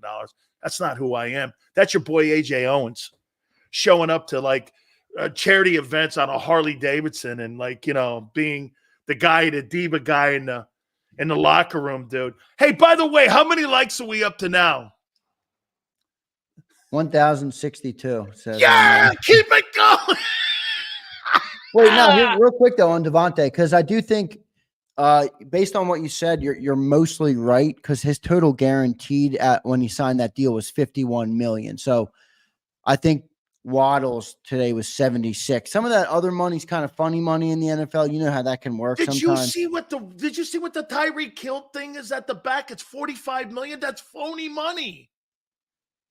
Last year was how much of that was guaranteed? That's why the Dolphins are not paying him 45 base the last year's contract. Yeah, no way. No way. But that's why I'm like looking at the guaranteed. You could argue Smith took a $25 million haircut, not 40. Because his guarantee was 51 million. Waddles was 25, 76. 40. All right. Sorry. Okay. That's a lot of millions, but still. 25 million can get you a long place right now, can it? 25 Especially million. if you're Antonio Brown. I get 25 million. You guys will never see me again. That's right. You know what, Xander? I'm on Peanut Island down in the Keys. You'll never see me ever I got again. a changed identity. I got a new name. I got right. I'll look like Howard Hughes, fingernails grown like crazy. Exactly. My hair's crazy. My hair's crazy as it is anyway. All right. Let's play this game. I'd like to get your perspective on this. We're not looking at better teams. We're just looking at rosters. Okay? Yep. The 2022 Jalen Hurts and the 2024 Jalen Hurts. Are you better now? It's tough to say because we haven't seen it. But if you're going, the 2024 Jalen Hurts would technically have to be graded on 2023, which is the last we've seen. So no, he's going to be worse. I mean, I think he's going to get better, but until we see it, you would have to say the truth is the 2022 one's better. Right now, I'm even willing to relent on this. Well, if you want to go and balance it out and go, 22 was great, 23 wasn't quite as great. I think Hurts. How about Hurts incomplete? Gets back to form this year. I think Hurts gets back to form this year. I really do. I hope, but I do. I think the team is set up for him. I think they're going to use Barkley, kind of get back to that run style team, ground and pound a little bit more, take some pressure off Jalen Hurts, give him some routes underneath where he's not throwing the long ball constantly. Kellen Moore is going to spread the ball around, hopefully get Goddard more involved. I think the team is set up for Jalen Hurts to succeed this year. I think he's going to have a big year, and I hope he does. And every Eagle fan should, because we go as far as he goes. You sure do. There's your boy. Miles Sanders, 22 with 1,300 yards and 11 touchdowns. And Saquon Barkley, 2024. Are you better today than you were on that Super Bowl roster in 22? You're better today. You have a more talented player at the position today. Okay. You're better. You're better. I would say you're better. He's a better blocking. If anything, say they're equal in numbers. Just say they're equal. He's a more talented player. You're talking about a roster. I'm saying I'd rather have Saquon Barkley over Miles Sanders every day. Okay, fair enough. AJ Brown, 22. AJ Brown, 24. Are you better today? I'd say you're better today. He seems to have continue to get better. Continue to. I don't know if you saw the pictures he was posting. The guy he's a statue. He's built. He's playing his part. I know you always say you're in the NFL. You should be built. But it certainly seems like he's continuing to get better. He's also still pretty young. Sills. He's like, I want to say he's 26. 26. Yeah. So this is a guy that is nowhere near the come down of his career yet. He is still ascending. I think he's going to have his biggest and best year yet in 2024. Devonta Smith, 22. Devonta Smith, 24. Are you better at wide receiver 2? You're better again. Devonta is another guy that's continuing to get better. 22 is his second year, coming off his rookie year, by the way, when he was the lead guy. So that was his first year alongside A.J. Brown. Probably a little bit of a learning period there too, right? When you go from wide receiver 1 and Queasy Watkins is your 2 from having A.J. Brown next to you. So definitely an acclimation there. I think he's another guy that's getting bigger. He's growing into his body more NFL ready, true professional. I think he's getting better. Wide receiver 3, Queasy Watkins, 22, and really no one has defined himself yet at wide receiver 3. However, that being said, will anybody be an upgrade over Watkins, who a year ago, only in that position there were 36 catches at a wide receiver 3 anyway.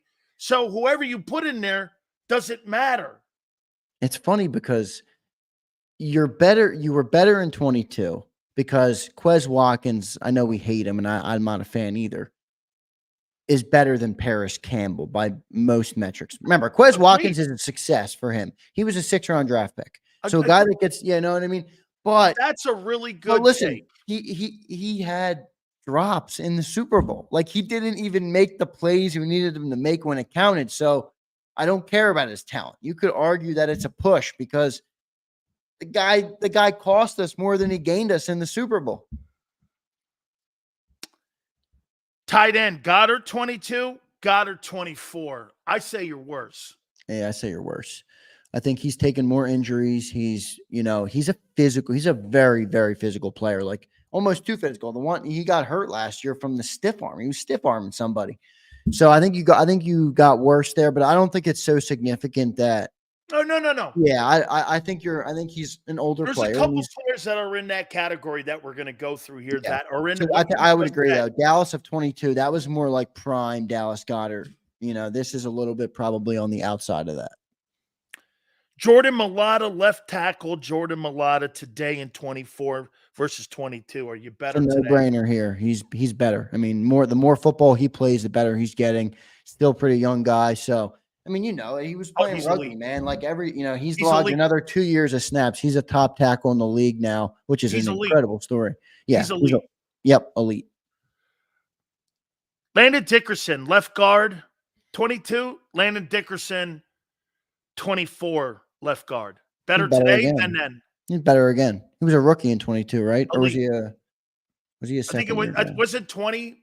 Yeah, 21 was his rookie year because he was the Devonta Smith class. Yeah, so he was a second year guy there.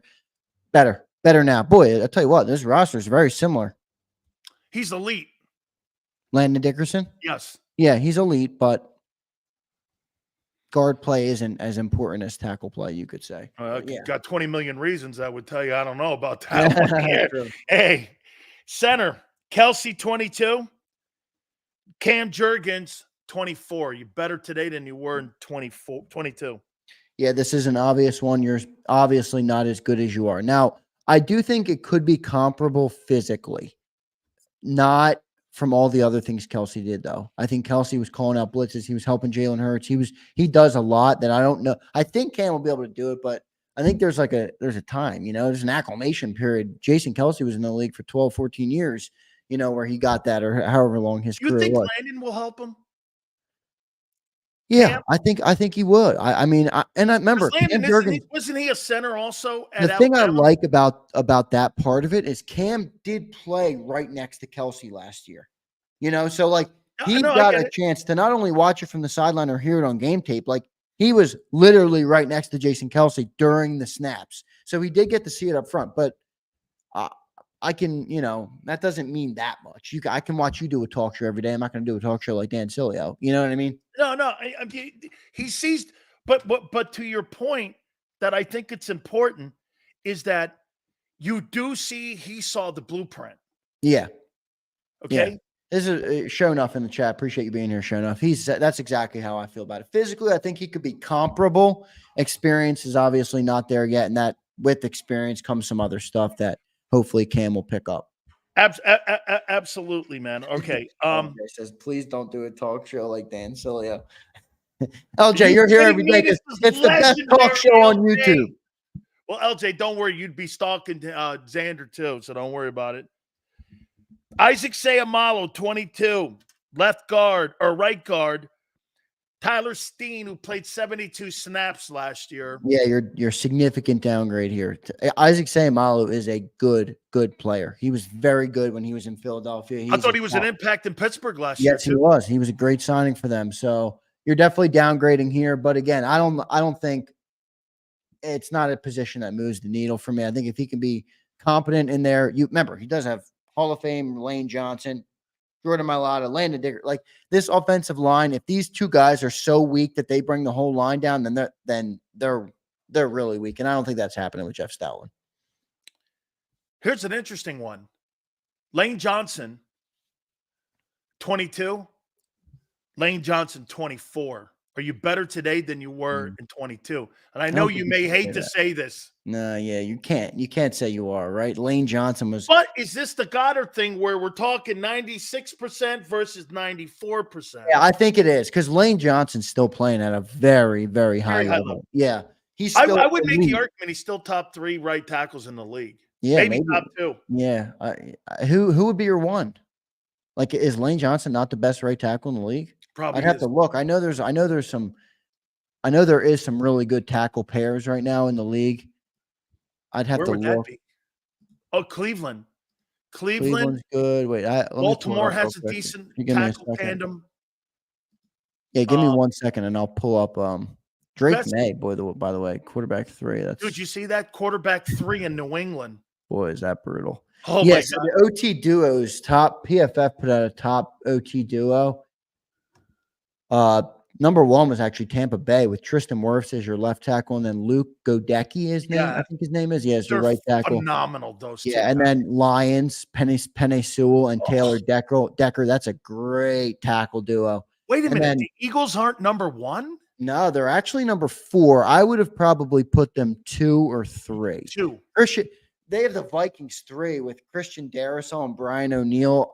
They're good players, but they're not Jordan Mailata and Lane Johnson. And then Jets, Tyron Smith and Morgan Moses are right behind the Eagles. So, boy, there's a lot of good tackle pairs, but Eagles are right there at the top. They're in the top 3 right I there. got the Eagles 2 in that. I mean, for duos, they're Do you think the Bucks at 1 is correct? I don't know much about that Luke Godecki guy, honestly. No, the Decky guy had a really spectacular year, but Yeah. I don't think he's put enough of those years together. And he came on really. Here's what happened. Lane didn't have that great back half of that year last year. That kid in Tampa did. And that's Yeah, what that's true. elevated him. Yeah. So did the guy in Detroit, and it elevated him too. And that's Yeah, why that Tristan get Wirfs, he's a this, good player too. Lane not having an A+ year instead of an A year, kind of they docked him on that. And I thought it was a little bit too harsh in how they graded him out because what did he only give up? 1 sack last year or some shit like that? I'm not. Come on, I'm not. How many sacks in 3 years? thing. 1? I'm not going to overreact to the PFF Yeah, thing. right. Lane is fine. Yeah. Okay, now here we go over here to the defensive side of the ball. This is where it gets ugly, right? Oh, completely ugly. And this is where you see the difference in the Niners and the Eagles. So to your point, and you have me thinking a lot now that in 22, they ran a 5 front. 34, they've got a depth chart listed with a 34, but John's telling you that they're going to run a lot of that. He's talking a lot about the 5 front too. I think they're going to be in the 5 front a lot. You know why I think they're realizing it now that the backer play, they're not going to have enough people there to be able to play. And that's why they're talking about a lot of big nickel too, where they get 3 safeties on the field. Yep, absolutely correct. So let's try to match them up then. Brandon Graham had 11 sacks in 22. Milton Williams, you think he gets 11 sacks this year in 22? Now, again, I shouldn't say that because I'm not talking about production. I'm asking you if you think your roster's better at that defensive end position with Milton Williams and Brandon Graham 3 years ago. I don't think he's getting 11. I think Milton could have an increase in production. By the way, especially if they go to that 5 technique, like you might see Jalen Carter start getting a lot more sacks, even at the DT position. If you got Jordan Davis clogging up the middle and you have Milton and Jalen rushing the passer, along with Bryce Huff and Josh Sweat, you don't even need Bryce Huff to be Hassan Reddick if you're playing the 50 front. I mean, that's a lot of guys coming at you. And a lot of people to block. Jordan Davis is a big dude. Like he's tough to block. So I think that could open up a lot of sacks for the DTs. I don't think Milton's going to 11 sacks though. Are you better? That's a little lofty, right? No, you're not better. Brandon Graham 2 years ago was playing at a really high level. Still at 33 years old. I heard you guys say something the other day, or somebody said something, and I didn't realize this, that PFF had the last 8 years of Brandon Graham's rankings, he never was out of the top 3. Yeah. Hey, man, he may not have the numbers to put next to those grades. That means he's in the right position all the time. Yeah. He doesn't make mistakes in games. You can count on him. You can move him around a little bit from a 3 to a 5 to a 7. Dude, that's awful versatile. Yeah, you know what else, Dan? Really impressive. This. Oh, excuse me. I'll ask you about this, Sills, because you're a guy that played at a high level. John says, and I think he has a point. He's not reporting this or anything. He's just speculating. This is Brandon's last year, right? He's been very open about it. It's his swan song, his send-off. Can you play him more? Assuming he's healthy? Think about it. this is it. He's going to leave it all out on the field. He might play a little bit more snaps than he got last year, where he's probably trying to preserve himself a His little bit. situation is different to, like, say, when Leroy Selman quit. Leroy quit because he over a back. This guy's quitting because of length of time, which means this. What does that tell me as a former player? The knowledge and the part of the game that he has seen, he has forgotten more of the game than I'll ever know of the game. And so he's seen, Howie Long used to say to Xander all the time, just when I have figured it out, my body breaks down. Yeah. That's kind of what's happening here with Brandon, is that, hey, his reactions are going to be a tad slower. He's going to be a step behind compared to He's going to want to do something, but he's not going to be right. He's going to know Yeah. where to go, but he's not going to be able to get his hands up quick enough. And Yeah. that's where he is in his career. However, I will say this.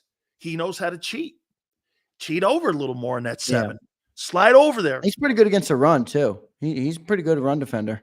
Actually, I'm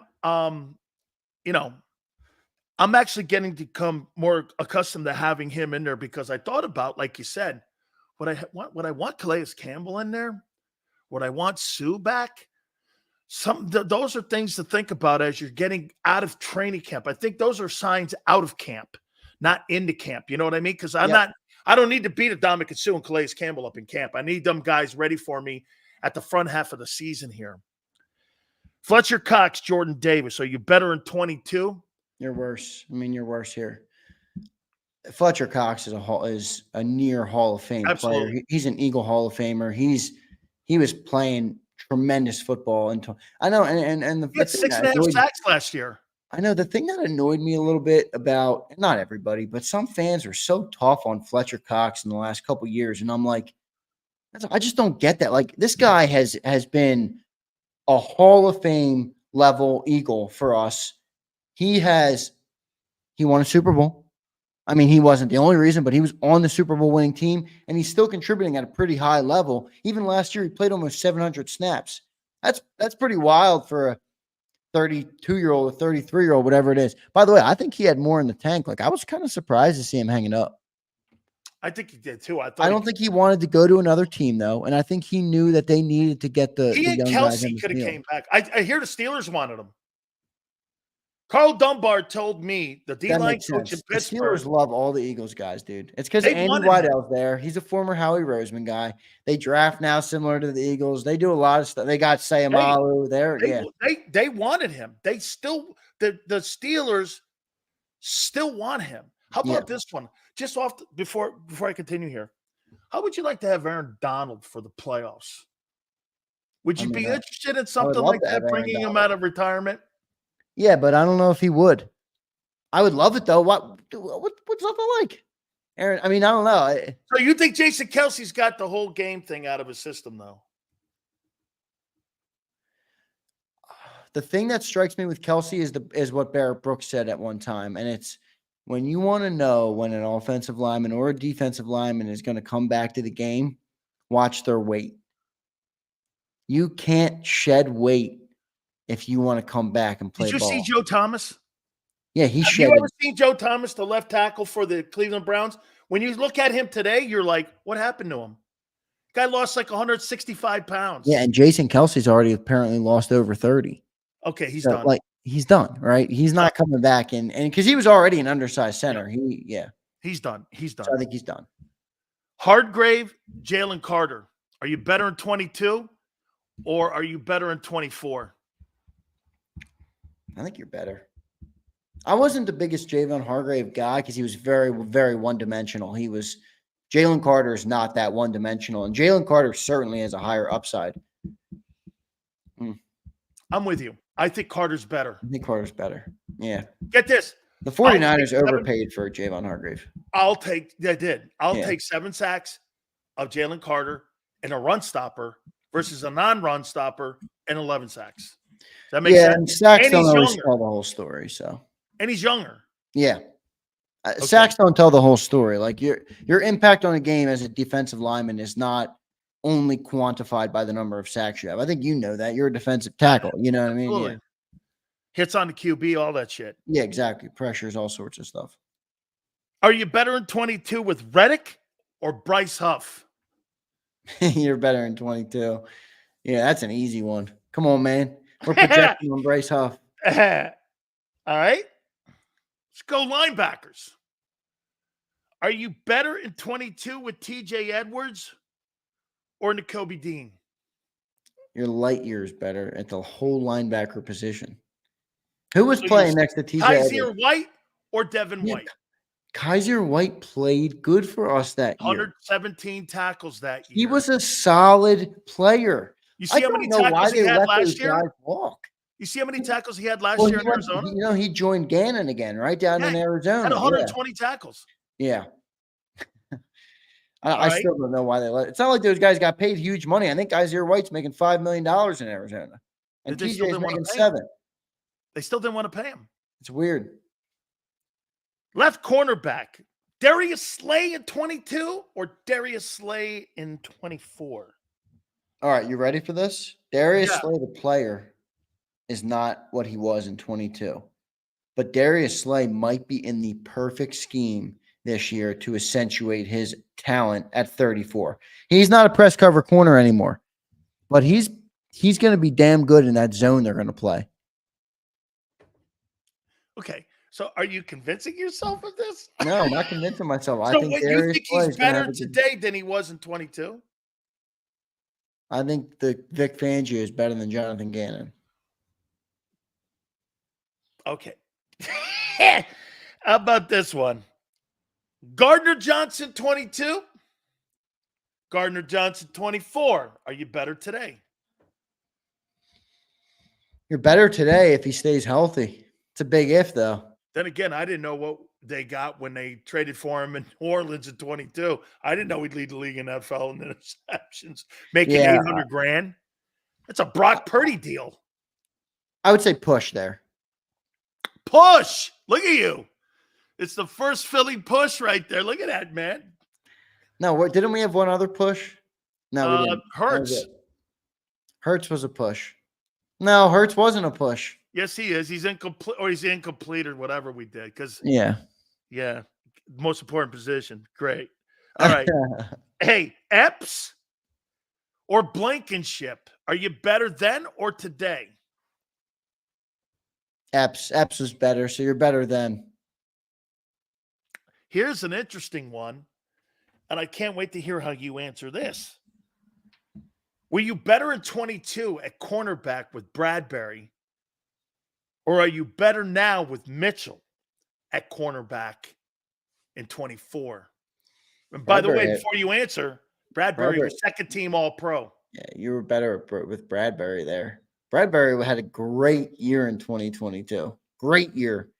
I mean, fans were fired up. They were pumped. So remember, we got him at the end of the offseason. You know, going into that season. We got him toward late. I don't know if it was June or July or even August we got Bradbury. And right? Oh, no, it was after June, after the Giants cut him. Yeah, exactly. Yeah. James Bradbury. Yeah, when they remember the Giants, they released him after June 1 because of the cap hit and how he swooped him up and actually gave him some pretty decent money on a one-year contract when they signed him. I mean, it wasn't horrible money. And he, now what's your expectations for Mitchell? High. Very high. I mean, you got it. They have fully committed to this zone defense, this bend but don't break defense. Now they're drafting guys who are zone corners, Quinyon Mitchell, to perfect this defense. So he has to be great. He's not my style of corner, though. I love the guy that gets in your face and says, beat me. You know, he's going to be physical with you at the line of scrimmage, and he's going to make you beat him. That's my type of corner. But that's not what the Eagles are playing right now. Avonte Maddox, 22. Avonte Maddox, 24. 22. I'll tell you what, man. Honest to God, I think Avonte Maddox could be one of the biggest surprises this year on that team if he's healthy. Dude, he wasn't cut because he sucked. I know he was cut He because he was can't stay cut healthy. because of availability. But now he's run into the issue of they have young guys that they want to get on the field, and they're going to prioritize them over Avonte Maddox. By the way, Isaiah Rodgers has been playing phenomenal at OTA, apparently. I know it's just helmets and shorts, but it's good to see because the guy missed football for a year. Sometimes that really takes some time to get reacclimated. Apparently, he had another really good OTA today. Now, Ringo is back out there. So without Slay there today, they had Ringo in Slay's spot, and they had Isaiah Rodgers on the outside again. And then without CJ Gardner-Johnson there, they had Maddox playing at safety. Huh. Yeah. I think that's what they're going to they're going to play him at safety, I think, a lot, especially if Isaiah Rodgers shows something. Remember, they want to get Cooper on the field. So I think they're going to play him in nickel, and I Right. think they're going to play him both at safety and also on the numbers. Right. And Okay. I'm wondering where Rodgers fits in. I don't know. You know, he may be the starting other corner until Mitchell gets acclimated. Yeah, it's possible. Because hey, get this, Xander, we're going to know by Friday on Bradbury because that's June 1. Yeah, right. And Okay. next week, by the way, is the mandatory minicamp where if he doesn't show up, he's going to get fined He won't, $100,000. he's not, that's not happening. He's going to get cut Friday. Yeah, I agree. Okay. Because it's only 4.3 on the cap.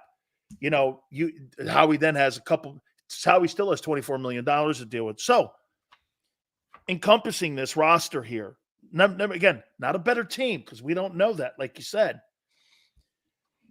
Do the Eagles have a better team today in 24 than they did in 22?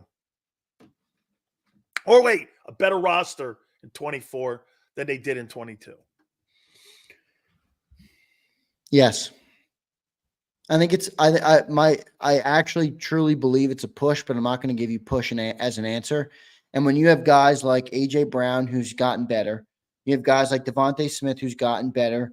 You have a left tackle, weak side tackle for Jalen Hurts has gotten significantly better. You've upgraded at the running back position from a talent perspective. You're only talking about one side of the ball, though. Yeah, I know, but so real quick. So wait, are you comparing it to the rest of the NFC? Is that what you're looking at? No, I'm comparing it to the 22 Eagles. Okay. They're definitely not the better defense. I mean, remember, we had 70 sacks that year, man. That was a record year on defense. You're not going to have a record year every year. Shittier opponents than also 23. Remember that too. So, there was but I did the exercise with John this morning that we did on Tuesday of strength weaknesses on the roster. Do you remember what you had? Because John had, and I had already done it with you, so I waited in a little bit, but I let John kind of give us his strengths and weaknesses. He had a unanimous strength at every position group on offense. Line, tight end, wide receiver, running back, quarterback, all strengths. He had defensive tackles a strength, cornerbacks a strength, but slightly, barely. Safety is a weakness, linebacker is a weakness, and edges are a push. So what my takeaway was, you have two strengths on defense, you have two weaknesses, and you have a push. They're a middle of the pack defense. But here's my problem. Can't we win? Don't you think we can win though with the middle of the pack defense? No. And I'm going to tell you, if the Eagles have a 15th defense this year, up from 30th last year, I'll tell you why John's flawed. John's looking at the starting 11. He's not looking at the group. Yeah, but John's right, man. I'm sorry. Dude, you lose Jalen Carter. Who's your other? Tuesday. If you lose Jalen Carter, who's your interior? Who's your Jordan Davis? Who? Yeah, I mean, but you can say coulda, woulda, shoulda on anything. What you think they're going to get? They're going to go through the season with no depth. 22 had depth. When if Fletcher Cox got hurt, Sue came in. Okay, who's the dominant on your team now? For what it's worth, I hope they bring in Calais Campbell, but who's John is right though. You're not going to say the wide receiver. How about if you lose Devin White? Who plays linebacker?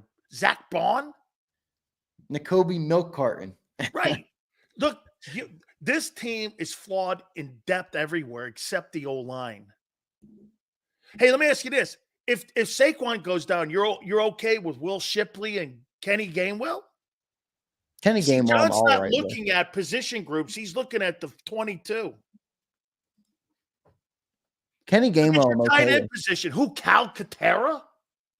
If Goddard goes down, how'd that work out for you? No, we have CJ Uzomah this year, who is an upgrade at backup tight end. Stop.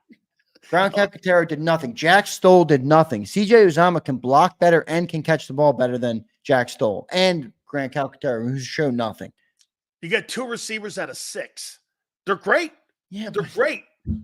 Don't lose one. We're gonna Because get you don't have the quarterback is proven. If All you right, lose one of those guys, he can't spread the ball around. You told me last time I told you how good our receiver 1 and 2 are. You know what you said? You said they're good. It makes you predictable, is what you said. It did, but they're great. Yeah, well, John brought up something today, and I said to him, boy, I wish I said that back to Sileo, so I'm going to say it to you now. Tell that to Jimmy Johnson's Cowboys, that they were predictable. You're talking about 3 Hall of Fame players at the triplet position, quarterback, back, and also wide receiver. You're not talking Hall of Famers here. Well, we're talking about guys that are on that trajectory. Well, we're talking about guys who won 3 Super Bowls, too, in 4 years. Yeah, but they were a predictable team. Guess what? Stop it. Just because you could stop that team, and they did last year. You couldn't stop the Cowboys. Yeah, I mean, that's a fair point. They did get stopped last year, but my point is I'm not gonna go through. I'm not gonna say that the wide receivers are a weakness because the group is wide receiver 6. The wide receiver group is. No, it's not. So you keep 6 receivers. And you're gonna look these dead in the eyes, and you're gonna say 2 guys are. Hey, don't get hurt. Yeah, well, because your quarterback's not good enough, man. You can say that about everybody in the NFL. No. Yes, you can. No. Because there's quarterbacks that spread the ball around and win ball games. Hey, who's Jordan Love's star receivers? I can't remember any. He threw for 4,200 yards. Who? Nico Collins down in Houston? Come on, man. Yeah, but you're not going to sit here and tell me that to be able to do it. I get your point, but your point doesn't make the group a weakness. So wait, 2 great players and 4 suck-ass players. You got a great group there. But the 2 that are great are 90% of the production. Thank you for telling me. I'll make sure I put that in my game plan. All right, good. That's my point. No, well, we stopped you last year. We'll do it again. That's my point. We're playing Green Bay in the open. Green Bay, we're going to throw the ball to A.J. Brown. Okay. Stop it. We did. Ready? Green Bay. A.J. Brown's going to run a slant right here. Stop it. They did. They're not going to. Last year, in the last 6 games, where was your boy A.J. Owens? Did Chauncey drop a super chat? Or did he just fleece us? Oh, no, we did. We missed one. They put up 30 points last year on average, didn't they? Yeah, and lost 6 to 7 in a row. 6 to 7 in a playoff game. Yeah, congratulations. You put up a lot. It's going to be like 20, 34. Wait a minute. You put up a lot of points and a lot of numbers for everyone to get paid, and you sucked ass at the end of the year as a team. The year is 2034. Big Sills is like 70-something years old. And you remember when the Eagles collapsed, went 1-6 down the stretch? Shut up, old man. That was like 20 years ago. Remember when Jalen played great 27 games ago? He was so freaking good. I couldn't believe. Hey, real quick. How do you think that Packer game works out? I had them losing that game. It's still going 15-2, right? No, I had them going 13-4. 13-4. 13-4 is they'd have to perform, but that's actually realistic. This schedule is not crazy hard. No, it's at the bottom end. I agree. Even if you lose to Bengals, who I don't think they're going to lose to, I like Joe Burrow, but I don't like the Cincinnati Bengals. Sorry. And you lose to the Ravens, where I do think the Ravens are a really good team. That's going to be a tough game. It's still very doable. Did you fucking call me geriatric, Sileo? I didn't call you that, but that's a good one. Let me get mine. Hey, wait a minute here. What are our likes up to now? Please tell me. I don't know what's going on YouTube today, folks. 1,094. Keep it going. This is the Let's most liked go. show on YouTube right now. The most liked live show on YouTube. Let's go, man. Okay. 1,500. Let's see if we can get it to 50. Let's go. Sue's like $5,000. Well, Xander, you got a better team in 20. You got a better roster in 24 than you do in 22. I thought, hey, I never thought it would be you, Fredo, that you would say that you got a better roster now than you did during that Super Bowl season when you know that side of the ball and the other side of the ball is limited with depth issues. Yeah, you're still a little bit hung up on defense, I think. I'm my basic philosophy is you that think Kansas City won that Super Bowl because they were a better defensive football team? No, but they also didn't have a good offense. They were throwing the ball to Rashee Rice. Okay. Well, somebody had to stop the Niners. Yeah, you're right. I mean, the Chiefs' philosophy was defensive last year. Their defense won more games for them than Patrick Mahomes did, which is pretty insane to think about. Do you know what I think happened with them? I think the defense carried those young receiving and that young offense to the midpoint of the season. And I got to tell you, I think that Eagle game was the transformation game for Kansas City because they went on a roll after that. I think they lost one game after that or 2 games after that, Xander, where they went on a roll after that Eagle game, and the receivers got better. And that team got way better than it even kicked it into another gear in the postseason. They did such a great job. Yeah. Remember though, the 49ers had a good defense too, and until Patrick Mahomes got in the way of it. Yeah, you know what he did? Until he went like this. Well, I need to start running RPOs, and we're going to do it. And he had 64 yards on running the football in that game. Okay, maybe if you implemented that a little bit, maybe your football team would have won some of those games at the end of the season instead of putting their head between their legs and crying out loud. You think our defense is going to cost us in those big games? You really do? No, I think your offense will. If it sputters and has some 3 and outs, and he has a turnover. Right. Say watch this. He could go like this year, Xander. I think the room and the margin of error is even less this year than it was a year ago. You've lost 18 sacks that you're hoping from somewhere you find it. Okay, I'll be optimistic and say you're going to find it somewhere. Then you got to supersede that to help your secondary because they're so young in the back end. If they do this, say they have 3 series of 14-play drives like they did in 22. I think that was the key factor. They always had 4 in a game, and they ran teams off the scoreboard and the clock. They killed. How many times in 22, Xander, did you do this? Holy shit. The Eagles had the ball 90% of the time in the first half. Remember, we kept saying they allowed teams to come back on them because they got these tremendous leads with these 12-play drives. Hey, even the Bucs game last year in the playoffs, the Eagles didn't have the ball at all in that first half. Because the Bucs didn't even have a run game, and they ran the ball on them. And so the whole thing, not counting that, but this year, they've got to have at least 3 or 4 14-play drives or 8 to 12-play drives. Let's be fair there. If they have that, they'll keep that defense at the other end, and they'll allow them to mature, get better. That's what I thought was going to happen to that defense last year, but the offense started sputtering, and they stopped running the ball. Then they became predictable, and it imploded the defense. Once the defense lost their run defense, Xander, it was over. Dan, you know what a piece of content you did last week? And we didn't have a chance to talk about it, but I want to talk about it. And we can do it tomorrow if you don't want to do it today. We can do it right now. It was my favorite piece of content you've done this entire offseason. And it was what the Eagles need to do to get back to a Super Bowl. Yeah. And I thought every single thing you said, I think it was a list of 15 things or 10 things. I thought every single one was spot on. And I'd like to run through that. Maybe that's something we can do another day because it's a great topic, but it's something I definitely want to run through because.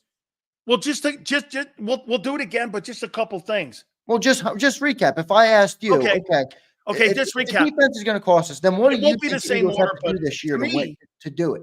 Okay, to me, I'll look down out of here. Dallas Goedert's got to be healthy. He's see, it's for me. because It's that's more the about middle of the using field. Dallas He's Goedert. your only target in the middle of the field. Don't they need to use Dallas Goedert more though? Okay, Like I they mean, don't. he That's the one thing that he's drives got me to a be a little bit nuts factor. about He's Jalen. got to Sometimes be is a that factor. Here's yeah, something else. The definitely has to be a factor. coordinators have to be successful. They have to have an impact on Hurts, the spreading of the football around, and Vic, most importantly, has to be an impact on that. That like the upgrade just can't be better, Xander. They got to be better, like 22 better, like that kind of stuff. Jalen Hurts, he's got to protect the football more. Has to. Get this? See, Did you for hear me, what I like said? I this, didn't even say put numbers up. He yeah, has to and that's protect. what you said last week, and that's why I loved what you said. You were like, forget the 4,000 yards. You can't turn the ball over, and I couldn't agree more. And this whole season, in my eyes, really hinges on him, and the coordinators are tied into that. Kellen Moore's tied into that, but if you get the most out of Jalen Hurts this year, it's hard for me to see this team not at least winning a playoff game or two. At least. If you have Jalen Hurts playing like 22 or playing at a comparable level and getting the most out of his talent, how could this team fail? Because if he's playing well, that means your receivers are playing well. That means your tight end's getting involved. That means Saquon Barkley's getting involved. That means your defense is not tired because the offense is driving the ball down the field. Like him, to me, is the catalyst. And it's obvious he's the quarterback. I'm not breaking news here by saying that, but I would just be so focused. And I think that's why I'm happy with the offseason because I think they've done that. Like, I think they got Kellen Moore because they thought he was going to force Jalen Hurts to take the next step, being a great passer, getting the ball around, getting Dallas Goedert involved, spreading the football. And then they brought in Saquon Barkley to take off some of that bell cow load off him. Okay. Let me ask you this. Have you ever seen a marginal quarterback in college turn into a superstar passer in the NFL? Can you name one? Much. I mean, I'm sure you could come up with somebody better than me. I mean, I think Marino got better. Tua was a better passer in college than he is in the pros. He was a great passer of the football in college. That's common. Right. It's the opposite way, though. That's common. Yeah.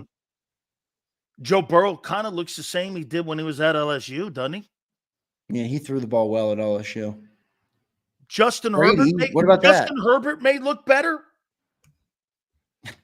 Brady won 12 ball games, dude, his final season at Michigan, and they won an Orange Bowl game against Oklahoma. I mean, he didn't suck his last year.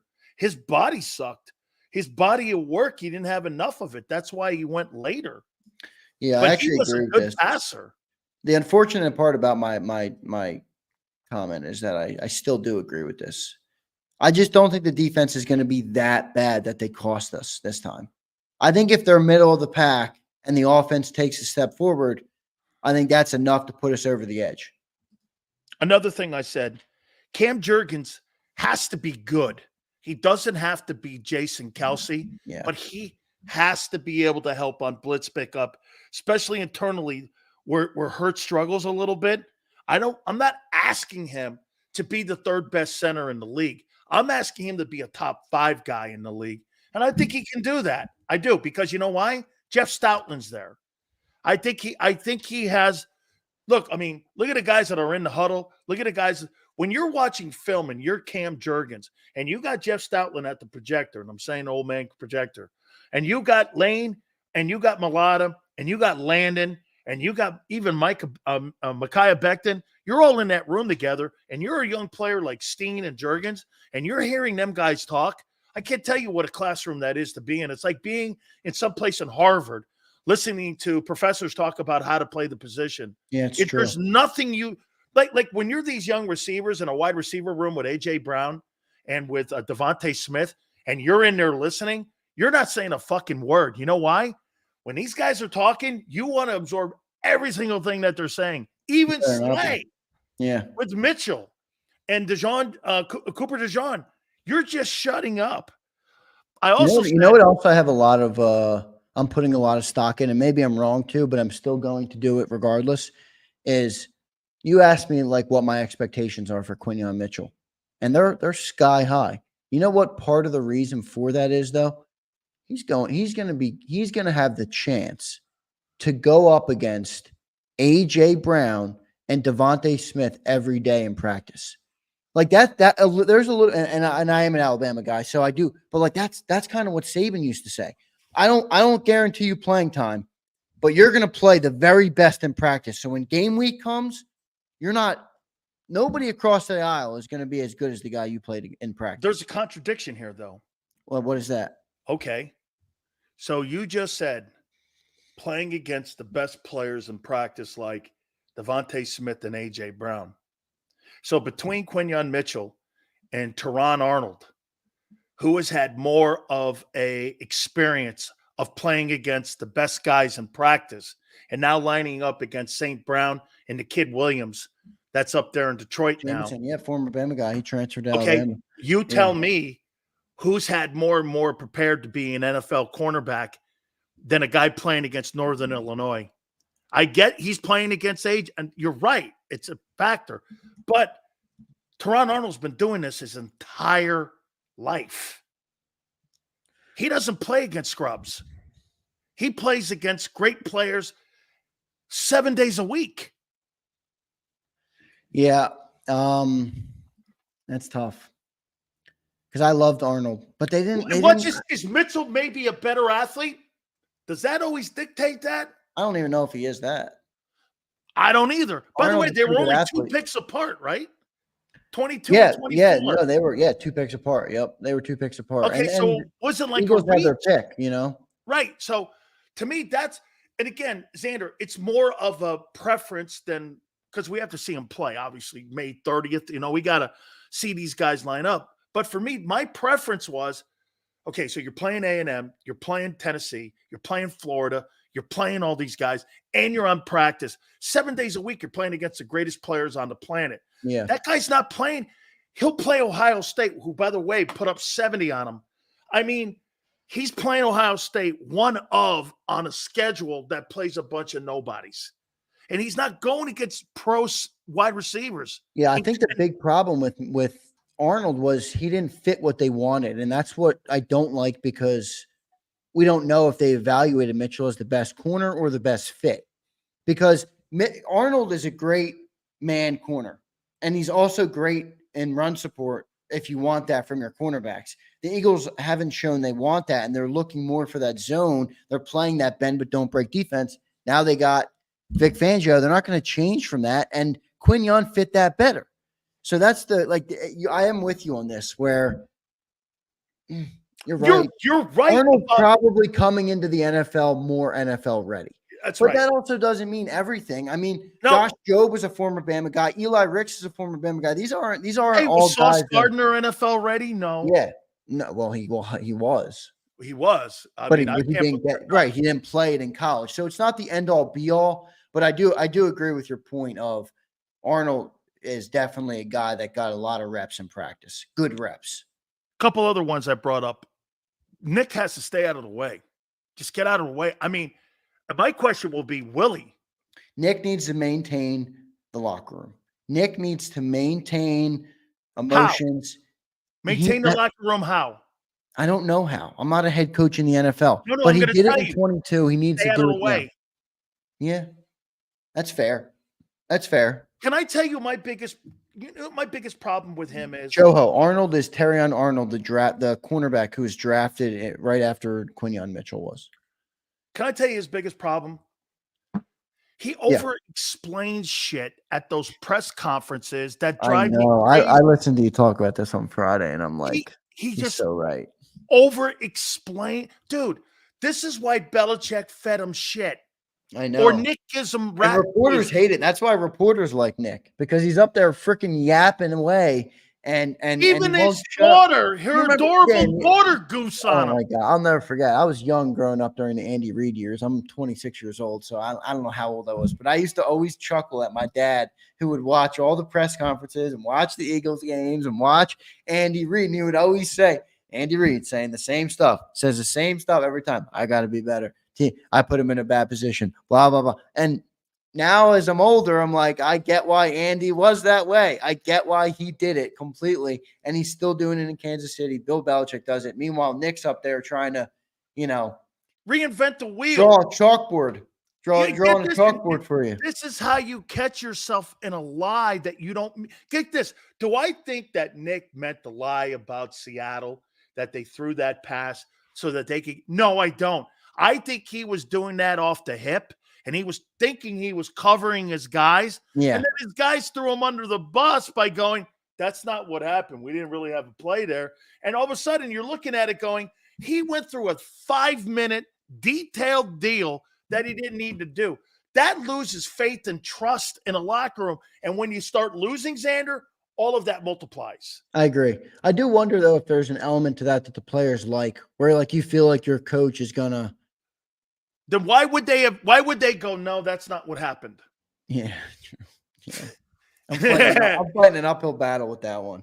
Yeah, no. So one of the things is, dude, just stay out of the way. And I'll do one last one here. Bryce Huff has to supersede Hassan Reddick. He has to do 15 sacks, something like that, to make it worthy. Because if he just gets 11, that's not an upgrade, bro. I mean, yeah. I mean, he has to be great. Yeah, and I don't think he's going to be. I think he's going to be good. I don't think he's going to be Hassan Reddick. He's just, I don't, and I also don't know if Vic's going to use them like we want them to use them. I think Vic is going to be dropping these guys at hook flat defenders a lot.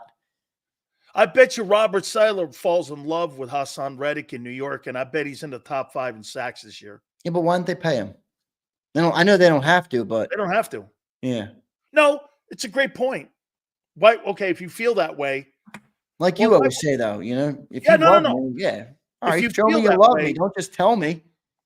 Yeah, absolutely. All right, my brother. That was absolutely great stuff there. So you think we're better, by the way, about Hassan Reddick? I'm still pissed off, by the way, about Hassan Reddick. How come? Hey, can I ask? I do want to ask one last one here. How come you can't ask that question? Yeah, this is what we talked about on Tuesday. I was pissed. And I brought it up to John again on the show on Birds 365, and he kind of brushed it off and started defending Howie. And I'm like, John, dude, this is the GM of the football team.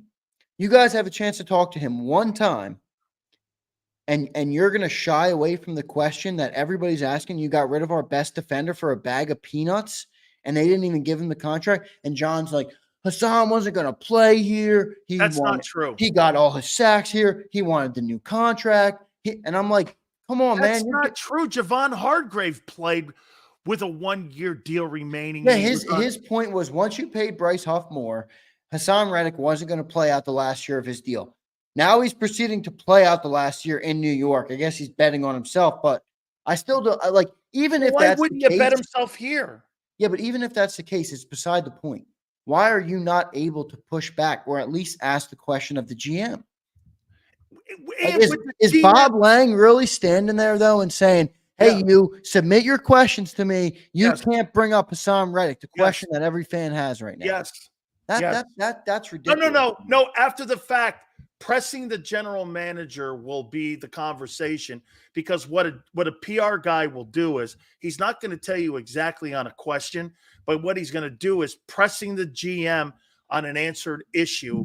Why are you continuing to badger him? And what they'll do is they'll attack you on it, and you'll move off from it. Or what that guy McClain does, and him and I gone back and forth a little bit, but I'll tell you this: at least what he does is he'll manipulate the question and re-ask it in a different way, and he'll get shut down that way. He's probably, in my opinion, the best guy in that market.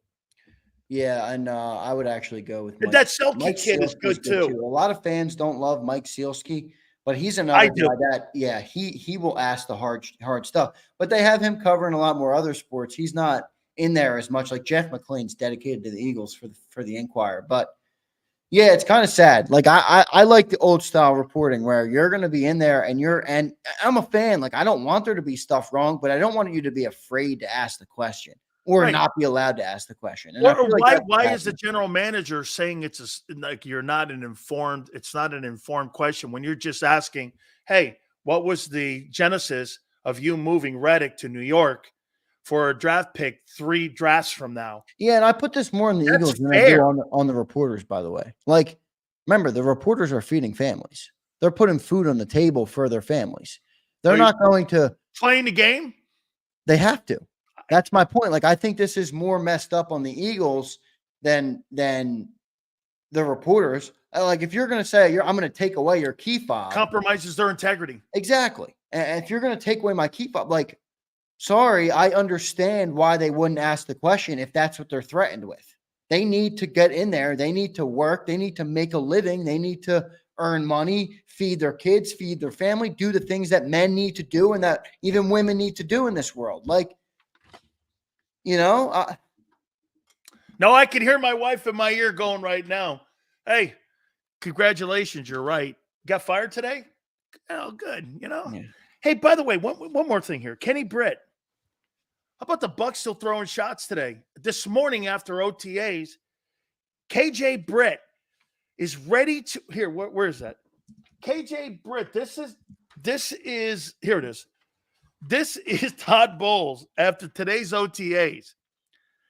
KJ Britt is ready to lead our Bucs with Levante David, especially after the nightmare of a year ago. He's in the right place. He does the right things. And he is one whale of a football player. We're glad to have KJ Britt, the man who took Devonta White or Devin White. Devin White, yeah. Devin White's position. What do you make of that?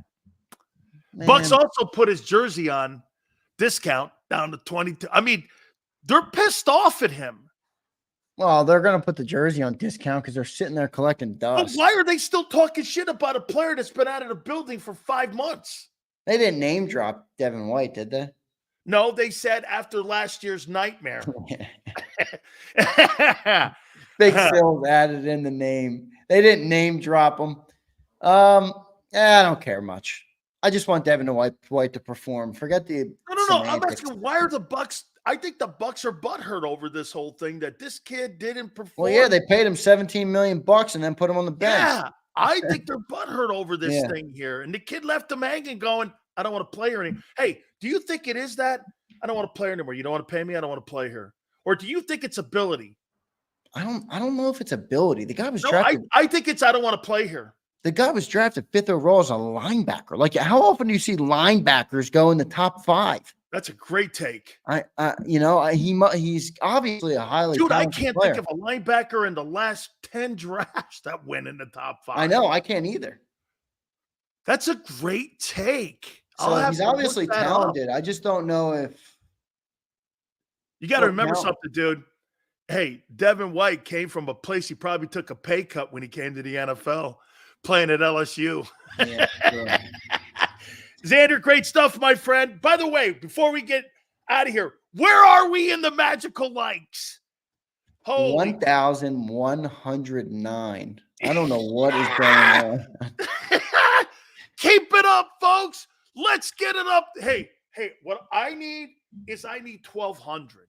I want to make sure that we're there in case something gets correct. 1,200. Oh, we can smash 1,200. We're at 1110. I'm looking at 1110. 100. All right, Xander. Great stuff. By the way, Xander's been killing it. Hey, your show's killing it too, man. I check it out as much as I can in the mornings. Keep up the great work. You're doing a great job. By the way, folks, too, this guy's doing all the production. He's doing the show. This guy's the jack of all trades here, and he's the heartbeat, in my opinion, of what we do here at JAKIB. I appreciate it, brother. You know I do. What you do here every day, and you don't get told that enough. And by the way, folks, you know what? Some of the things that you may read about old JAKIB, you might want to look at some of those comments that are made by certain fellas. They're not true. I'll leave it at that. Hit the like button. Anything that's been said about you, I have heard. I have been emailed it. I have been spam messaged it. I have been hate emailed it. Fire Dan Sileo. We're not doing it, folks. Keep plugging along, big shows. We love it, man. You got it, man. Hit the like button. Keep it here, National Football Show. If you missed any of today's show on the JAKIB Media channel, listen to the podcast on your way home. Available on YouTube, Apple, and Spotify.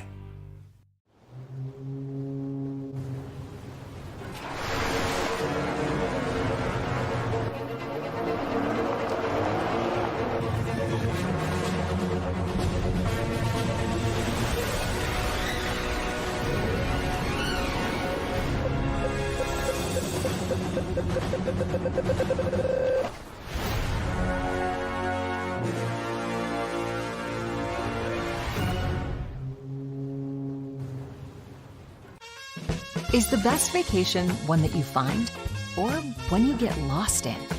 One that takes you to new heights, or reminds you to go with the flow? To get your feet wet and your wheels spinning? One that lets you find your own rhythm, or get carried away? Find the best of yourself. Get lost in the woods. Plan your stay in the Wildwoods today. Go passionately. Go fearlessly. Go confidently. Go Birds! Go confidently towards your goals with First Trust, Philly's hometown bank for nearly 90 years, and the official bank of the Philadelphia Eagles. We're focused on getting you over the goal line. So go with conviction, go with trust, Go Birds! and go forward with us by your side. First Trust Bank, the official bank of Philadelphia Dreams. Oh, and go Birds. Listen, if we even think you owe us money, you won't know what hit you. We'll put liens on everything you own. Raid your bank accounts, retirement fund, pension. You'll open up your paycheck and cry because we'll already have the money. We'll haul you into federal court and you might even go to jail. Hey, it's our job. Don't fight the IRS alone. The Tax Doctor is here to help you negotiate your tax bill and reduce your stress. Our experts will fight for you using IRS guidelines to stop any IRS actions like bank levies or wage garnishments. Plus, eliminate penalties and interest and reduce your past tax bill so you pay the IRS less. Help is here to deal with the IRS to reduce your stress. If you owe $10,000 or more in back taxes, do not call the IRS alone. Call a tax doctor now for a tax emergency analysis. I'd have my mom call the number on the screen. You come see me alone. We'll work it out.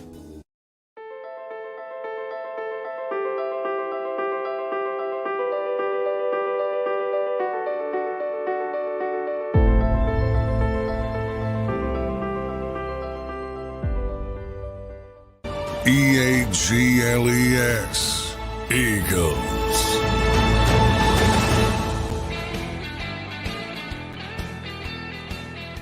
Comparison. By the way, top of the hour, we're going to start looking at the Eagles schedule and teams you're going to play. And the first one up is going to be the Green Bay Packers that you play in Brazil. We'll do that at the top of the hour. Please hit the like button. You guys are killing it today. Hey, we'll take whatever, right? I don't care how we get there. Big Sills, hey, Big Sills, did you guys cheat at Miami? It ain't cheating unless you get caught. That's the prism of Big Sills. There's no such thing as cheating when you're going to win. I don't believe in that. I call it gamesmanship. Hey, Sills, am I seeing it right? You got 1,000 likes? No. We got over 1,100 likes. How you doing? By the way, you know what's happening? Someone upstairs is watching us. How you doing? Howie gave them to us. Bob Lane sent them over to us.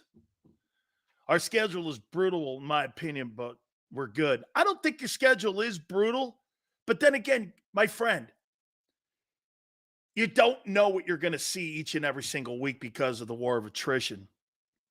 Okay?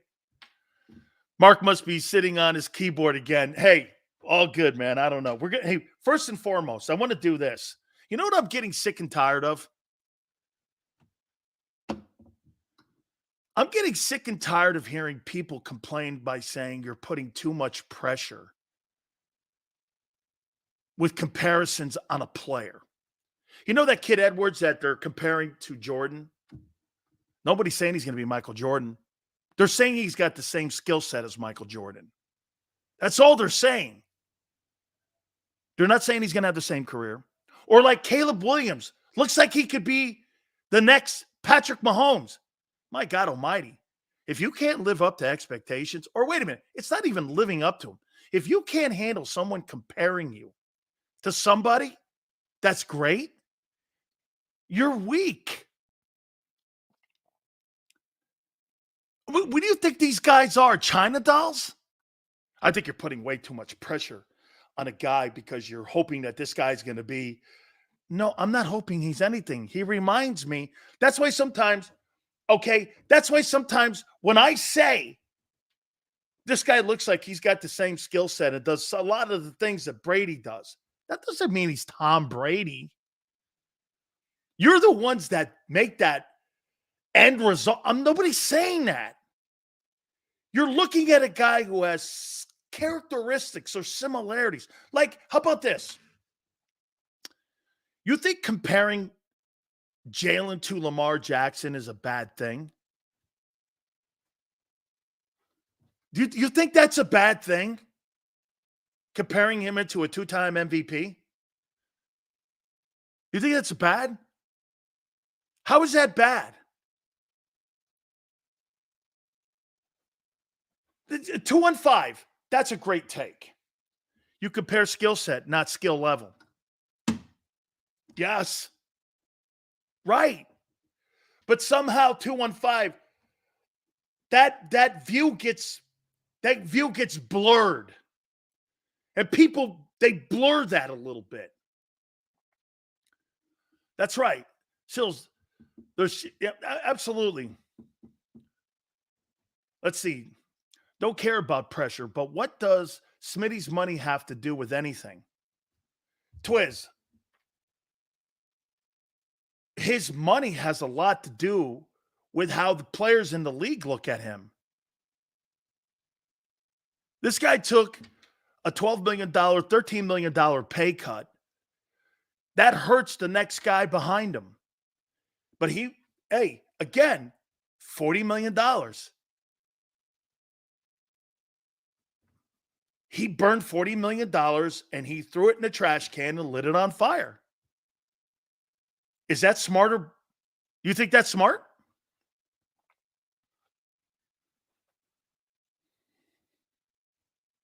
You think that's smart?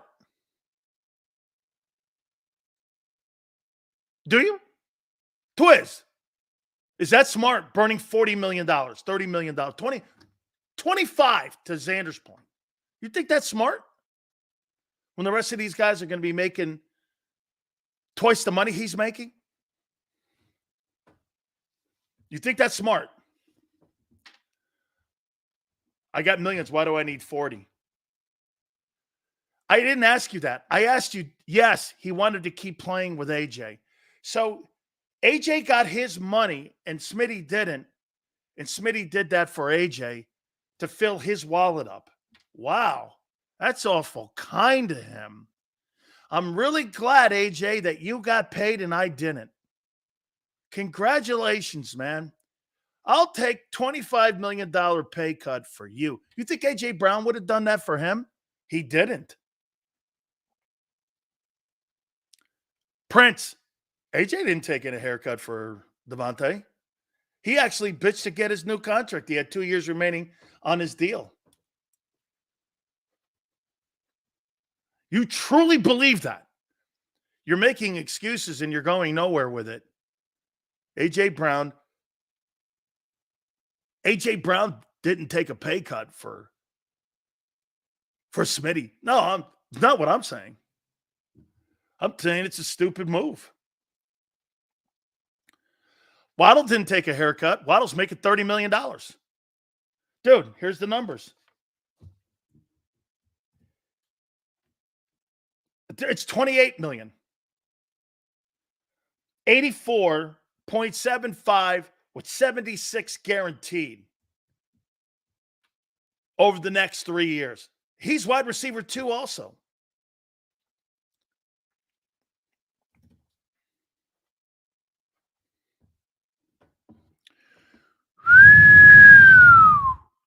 Lot of dough.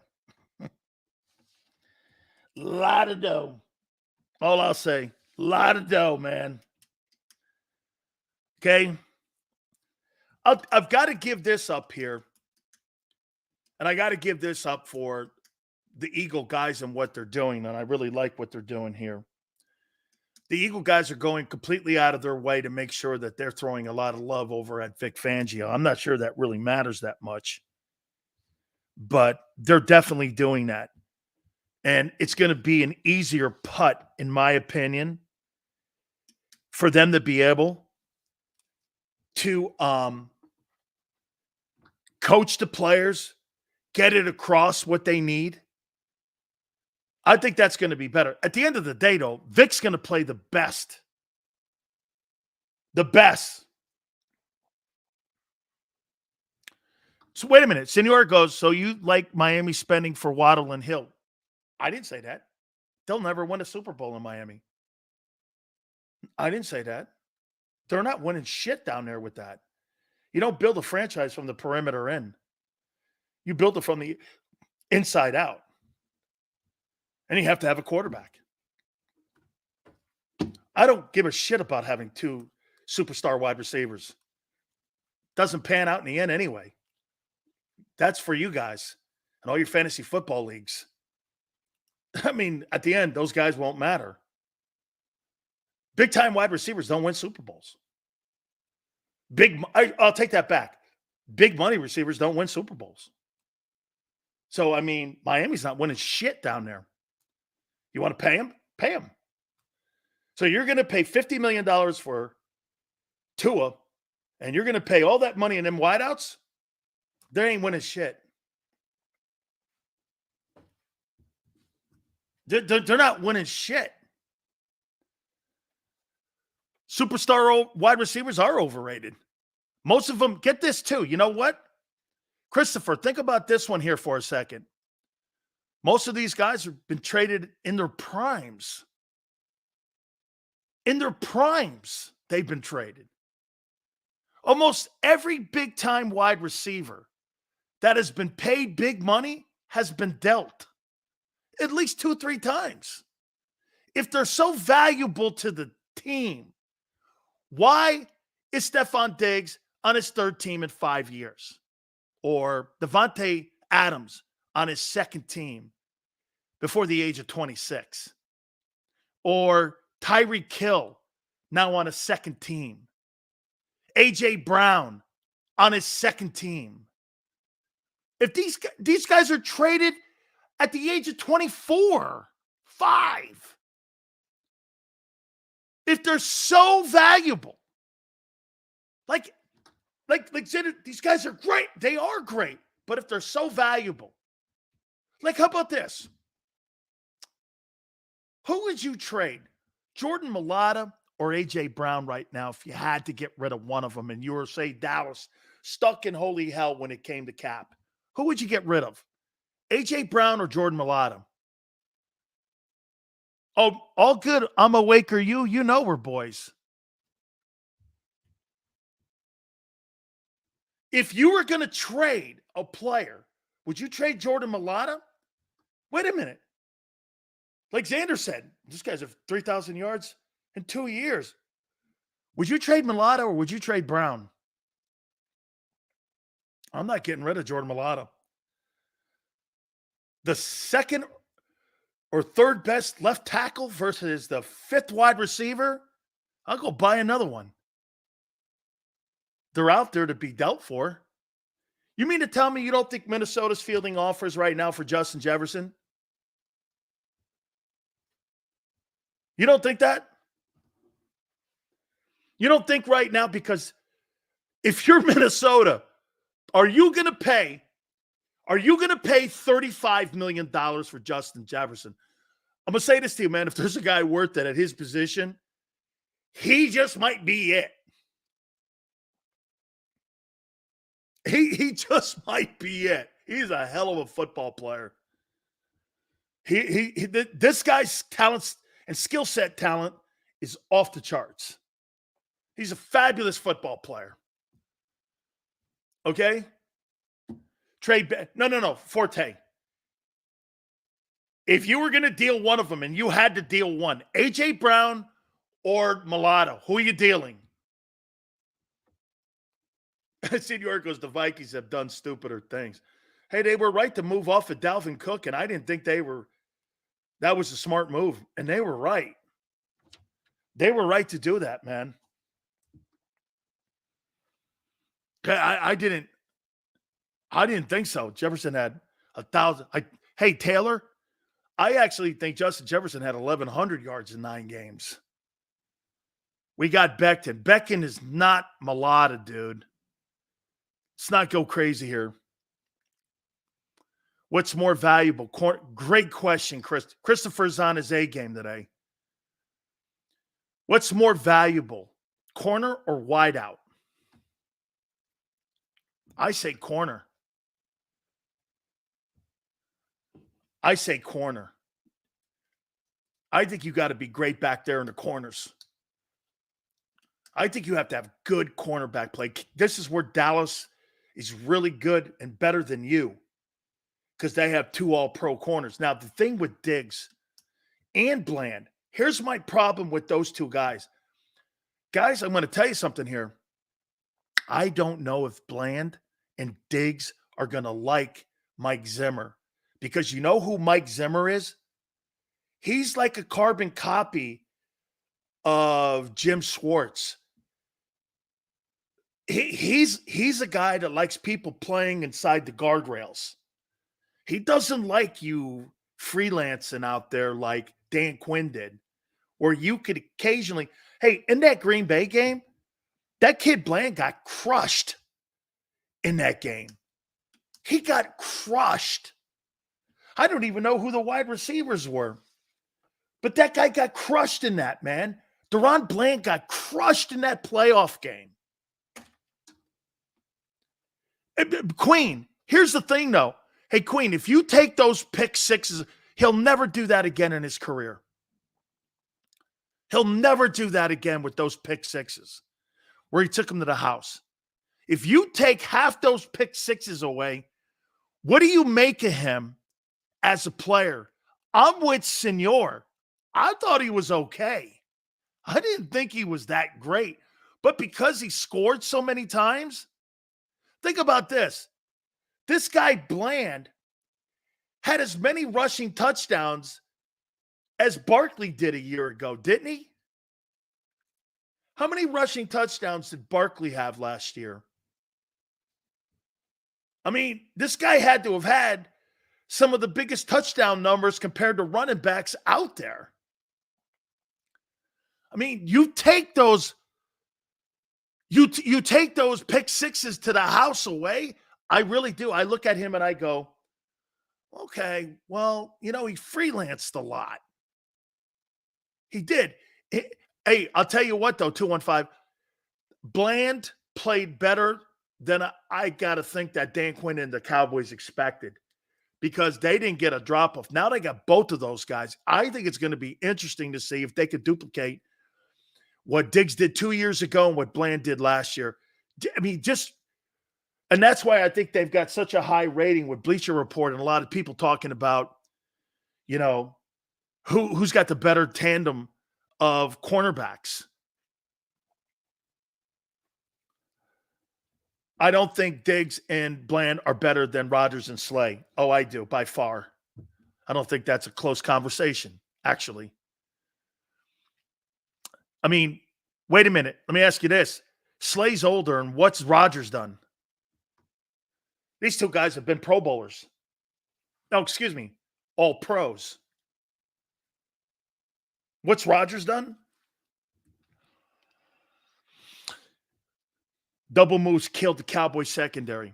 Couldn't be more truthful. That's exactly correct. Diggs had 11 INTs, but gave up 1,000 yards. Probably more true than you'd think. All right, guys, we're going to look at the Green Bay Packers here. Come back out. We're going to reset some stuff. We're going to look at the Green Bay Packers. Your first opponent in Sao Paulo, Brazil. We're going to do that. It's week 1. I believe that's that Friday. So September 6th, is it? I think it is. That's Friday. We'll do that. Hit the like button. Xander, where are we in the magical hit list? Trying to get to 1,200. Where are we in the magical hit list? 1130. Okay. No, I never inflated those footballs. I have no idea what you're talking about, inflating likes and footballs. Hey, I just play maybe on a roast one day. Can you imagine Big Sills being roasted one day? Holy cow. I'll never show up for that. All right. Hit the like button. Keep it here, National Football Show. If you missed any of today's show on the JAKIB Media channel, listen to the podcast on your way home. Available on YouTube, Apple, and Spotify.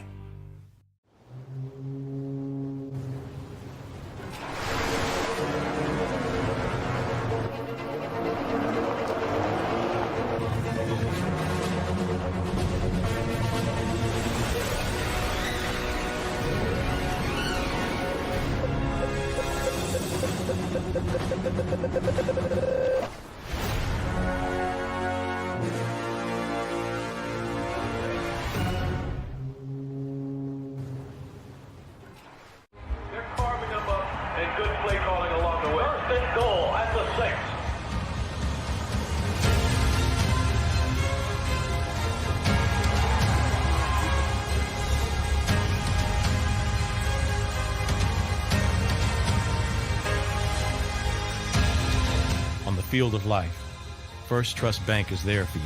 Champions on 3. 1, 2, 3. Because Philadelphia dreams deserve a Philadelphia bank. Heading down the shore. Have a ball once more. Here, imaginations run wild and time stands still. Because here, you can find the best of the Jersey Shore, all on one 5-mile island. So leave the old you behind and get lost in the woods. Wild, wild, wildwood day. Plan your stay in the Wildwoods today.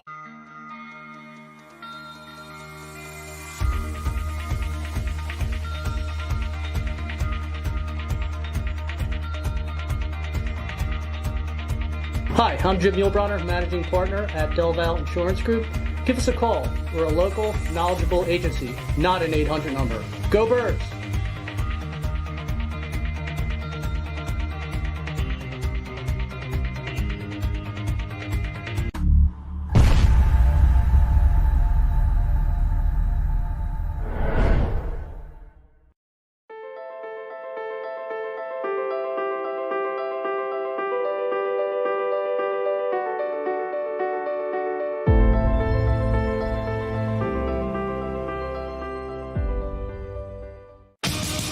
The greatest fans on earth. It's a bold statement, but would you expect anything less from Philadelphia? 58 years of heartache creates a toughness, a grit, a resolve not found in most. Sure, our prayers were answered, but now that we've had a taste, we're looking for more. Pondley Hockey, official partner of the Philadelphia Eagles. EAGLES, Eagles.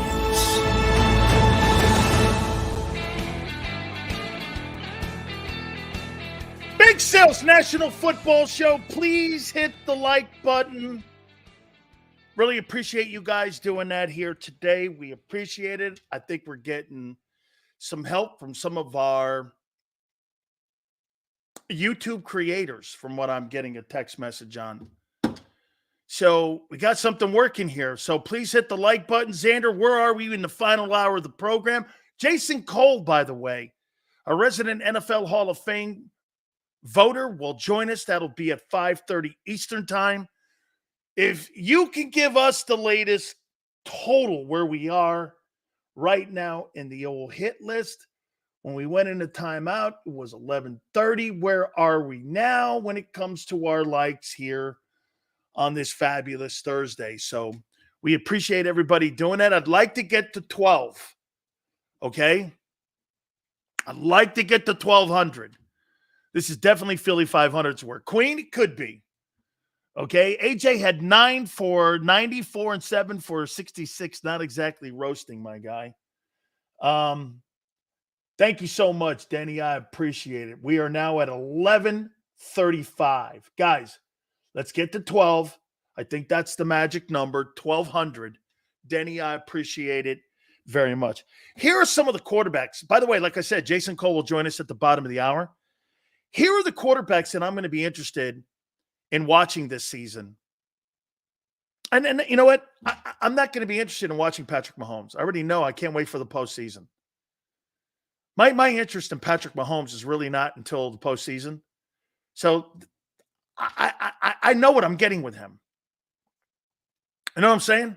I know what I'm getting. So I know what I'm getting with him. Jalen Hurts, number 1. Will 23 be just a blimp on the screen? Is that fair? Dak, is this his final year in Dallas? Like to see what he does? What is he going to mean? Is he going to do anything? CJ Stroud, Houston. Can he duplicate what he did a year ago? Or is that a one-of? Jordan Love, same thing. Josh Allen without Diggs. You guys are right. Let's see what he does. I'm very high on him. Well, don't play down now to your talent on your roster. Got to play up. Trevor Lawrence, big year for him, I think. Brock Purdy, I think is a big year. I'm going to be interested to see what the kid in Chicago does. Caleb Williams.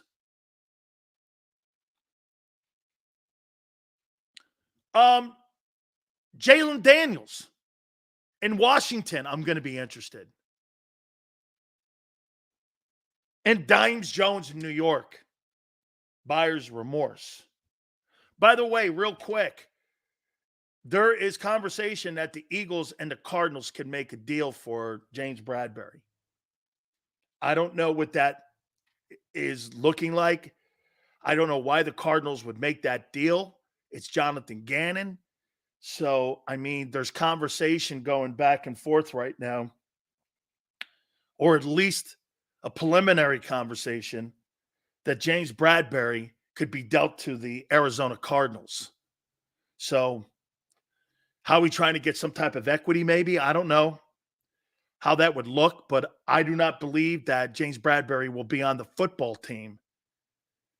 I don't believe he'll be at all on the football team on Friday. Cardinals should give Howie Kaiser White back. I'd like to have Kaiser White back.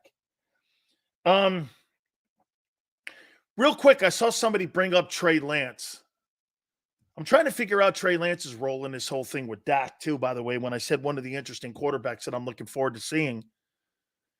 Is he a decoy for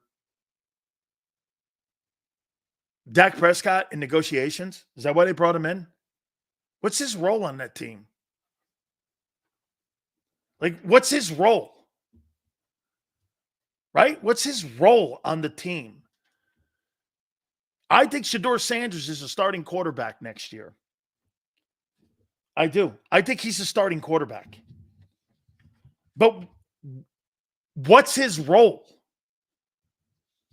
It's going to be on the team. Guys, please hit the like button. Don't forget Jason Cole. Steal someone, Howie. Arizona Cardinals must be blind to trade for Bradberry's contract. Well, Bradberry played exceptional for Gannon.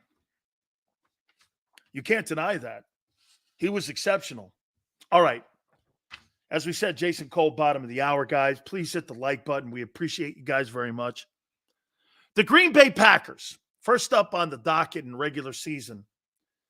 Friday in Brazil, September 6th. How many people like this Packer team this year?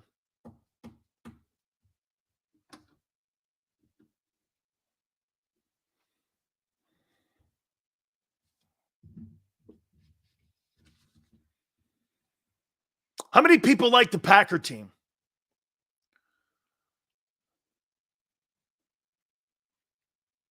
Are they a Super Bowl contending team?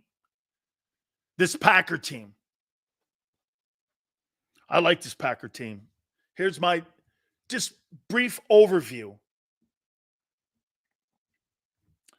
2024 Packers. My fiance is a Packer fan, so I like Jordan Love. Packers had a squad loaded with rookie talent and showed plenty of grit in the playoffs. I like them too, Ibanez. Here's my takeaway on the Green Bay Packers. Some experts have them as a Super Bowl team that could actually get to the Super Bowl. In a very down NFC. And by the way, I think there's more balance in Green Bay than there is in Philly. Now, does that mean they're better? To Xander's point, no, but they're better defensively. And they did get Josh Jacobs to help out with Jordan Love and that young wide receiving course coming around. I think they have to do some things for them to really get to that Super Bowl. And still, I'm with everyone on this. When it comes to Jordan Love, I'd like to see him at least about 6 more games. Matt LaFleur is a hell of a coach. I mean, he's got a higher win percentage than even Nick Sirianni. 56-27, 675 win percentage. He's 3-4 in the postseason. He's done a nice job with Jordan Love. Can they get to the Super Bowl if things fall right? They can. Joe Barry, though, as their defensive coordinator.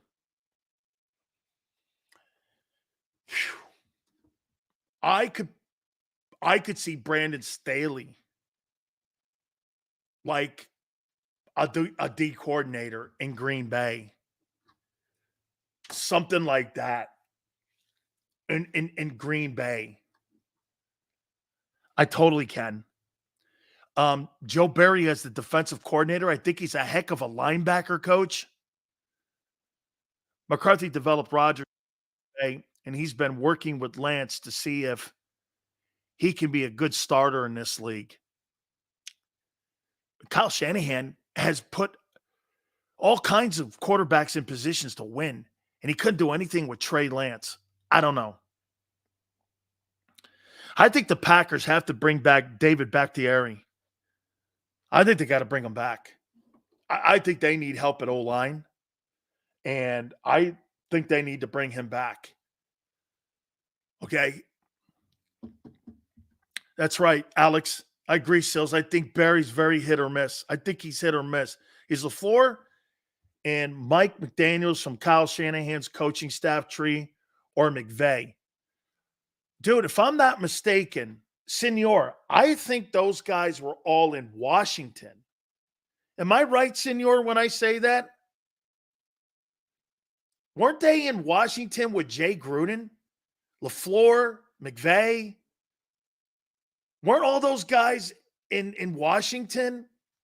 I thought they were in Washington and then went to Los Angeles with McVay when McVay got the Rams job. I thought they were all in Washington with Jay Gruden. Okay, so that's where I think those guys all come from, is Jay Gruden's Washington Commanders or Washington Redskins at the time tree. And 11, okay, you're right. That's right. And Kyle Shanahan was in Atlanta for that Brady comeback. So I think it was more Washington that they were all together, LaFleur and McVay and all those coaches. I think even the guy in Minnesota may have been up there in Washington with those guys, and then they all went to Los Angeles.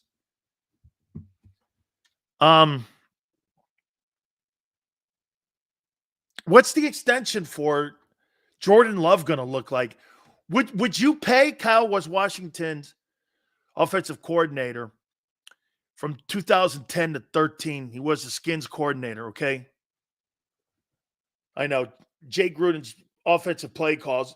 Hey, Jay had a really good coaching staff.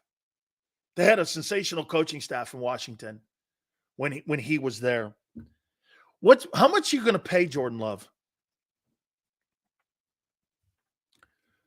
Okay? How much are you going to pay him? You going to make him the highest paid quarterback in the league? Are you going to pay him?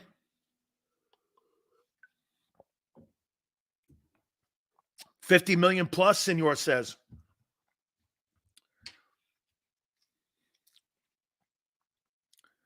I'm awake, are you? He's not going to take 38. He's going to take 50 plus. 52, I'd pay him. I think that's what it's going to look like. Seals Bobby Slowick was also on that. Wow. Really, Kyle? Man, Jay Gruden could pick a coaching staff. That coaching staff was loaded. So Bobby Slowick was also on that coaching staff with Jay Gruden? Holy shit, is that great. Only if Jordan Love gets to the Super Bowl and gets that Hurts Super Bowl appearance bump. Yeah, but I think they're going to give it to him now. Yeah, hey, 215, that's Jay Gruden, not John Gruden. Alex is right. Can you imagine you had all those great coaches in the building and all those future NFL head coaches all in the building, and you know what you did? You didn't know how to run your franchise, and nor did you care to run your franchise. And Daniel Snyder, has to be the worst owner in pro football history. Slowick was a defensive assistant also in Washington, and not that guy you see in Houston right now, play calling for C.J. Stroud. Jordan Love will get 4 years, $200 million. That's the going rate. DFW, you're probably right there. Guys, please hit the like button. Appreciate it. Raheem Morris was the defensive backs coach in Washington in 2013. Now, that's common. You know why, Senor? Because Raheem was the head coach in Tampa, and he knew the Grudens very well. And Jay Gruden, he was on Jay Gruden's staff, or John Gruden's staff in Tampa. And Bruce Allen knew him well. So that was always going to be a fit. Plus, Doug Williams was in the building. And so Raheem being on that staff makes sense. I'm a big fan of Raheem Morris. I wasn't his first hire, but I am now. I'm absolutely a huge fan. Washington fans have been in hell watching that coaching tree have success elsewhere. Alex, I think Washington's on the upcoming rise of being a better franchise now. Believe it or not, even with Josh Harris as the owner, they're doing some pretty good things. The general manager looks like he knows what he's doing. My question is, Dan Quinn, really? That's the guy you land on? Maybe the guy in waiting to be the head football coach is going to be Cliff Kingsbury. Especially if you have a connection between Cliff Kingsbury and Jalen Daniels. I could see that whole dynamic working out because Kingsbury's going to be a coach again. He's going to be a coach. Washington doesn't stink. As a matter of fact, they have played the Eagles the last 2 years as good as any team in the NFC with lesser talent. And coaching decisions have cost them at least 2 games in the last 2 years with Ron Rivera. They're a good team. And the Eagles struggle against them. They totally struggle against them. I mean, we'll see what Daniels brings to the table. Also, there's now reports going around that Devonta Adams and the Green Bay Packers are in conversations with the Raiders on trying to potentially have talks on bringing Devonta Adams back to Green Bay. Josh Jacobs is talking to him, and even social media-wise, talking to him about saying, are you coming home? I mean, personally, Devonta Adams gambled wrong. He could have got that money in Green Bay. But when Aaron Rodgers left, he saw what Jordan Love was in practices, and he went, that guy is not the future of the team. Well, he's been proven wrong. He is the future of the team. And so he gambled wrong. You're going to go with Aiden O'Connell and Gardner Minshew in Las Vegas? And you're the second highest paid wide receiver in the league? Hey, he's still got his numbers. But once again, like I said, he ain't winning shit in Vegas. How many people look at them and go, yeah, the Raiders are going to go. They're going to be a hot contender. They're going to be a hot contender in the AFC. The Raiders are going to be they're going to be in the top 5 or 10 picks. Adams thought he was going to have Derek Carr. Yeah, because of their relationship they had at Fresno. They thought that thing was going to work out when they were teammates at Fresno with the Bulldogs there in California. It didn't work out. So he gambled wrong on the quarterback. And now he's stuck in Vegas with a shit situation. If I'm him, I do want out of Vegas. Eagles made Howe look like a gunslinger. He had over 780 yards last year in passing yards. I know Vic will be different, but I've got my eyes on Daniels. Me too, Alex. I think he's going to do a good job there. I actually think Lamb wants to see if Dak gets signed before he signs so he knows who the quarterback is. Great take, DFW. Hey, DFW, is that what they're saying in Dallas? Because I hadn't thought that take. I hadn't thought of that angle. Is that what they're saying, that CeeDee's holding out? Or is CeeDee holding out for two reasons? The Justin Jefferson contract negotiations and to see if the Cowboys are going to offer him, because supposedly right now, as of right now, there is no conversations going on between Dak Prescott and the Cowboys when it comes to a contract extension. Senor goes that Daniels is the high. Yeah, in a year that really LSU didn't do anything. I thought he did a really nice job. And I actually voted for him for the Heisman. If Devontae returns, we easily got to watch out for Green Bay. That experience in the wide receiving room could be lethal to the rest of the NFC. Alex, if Devontae Adams goes back to Green Bay could win that division over Detroit. They could win that division. They could win that division. And they clearly could win the NFC if that conversation goes down like that. Absolutely. CeeDee's like a journeyman basketball player who puts up 30 because there's nobody else to score. So like, who is that guy? Like the kid Love. Remember JM? You remember the guy Love that was in Minnesota? Was putting up 25 and 10. And then when he got to a good team, like the Lakers, he couldn't put those numbers up. What was that guy's first name? Remember him, man? He was up in Minnesota, and he was a UCLA kid, and he was putting up all those numbers. Kevin Love. You remember him, JM? He's putting up 25 and 10. You're like, God, this guy's an all-star. He goes to the Lakers. He's like 10 and 8. And you're like, I don't know. I don't think he's the same guy. He did win with the Cavs. Good role player for Miami, too. Absolutely, Alex. So in the end, Green Bay,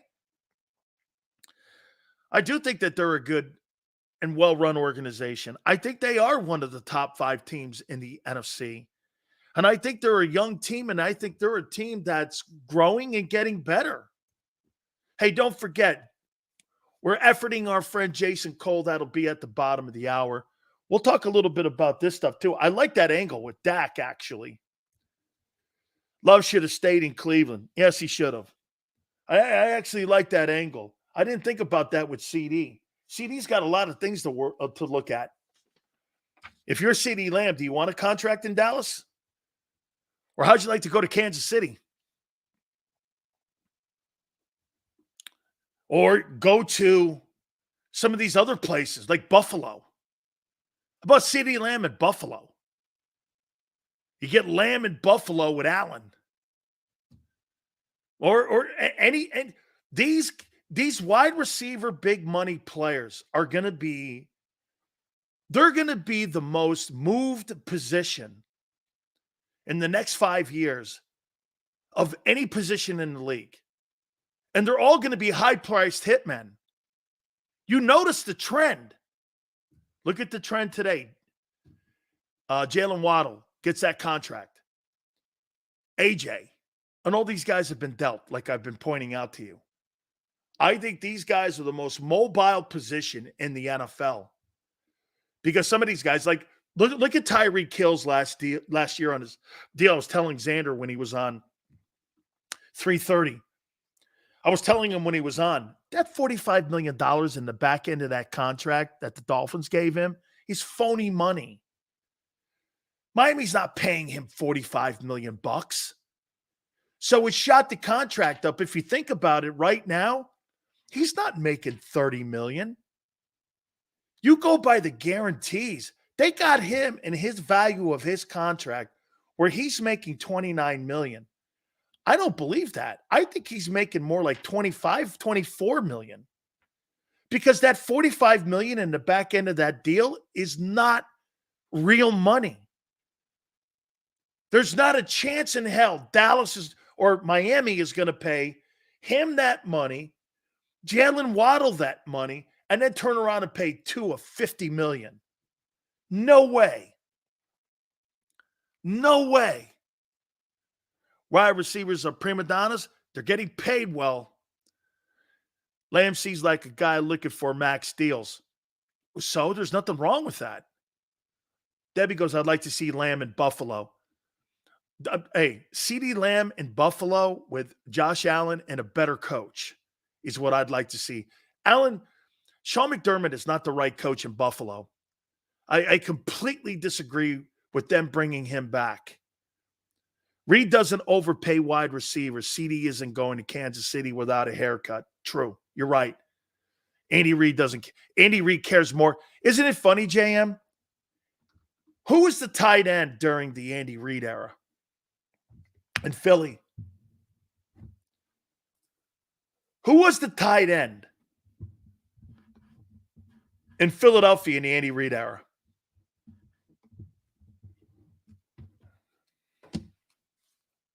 Who played tight end for you guys?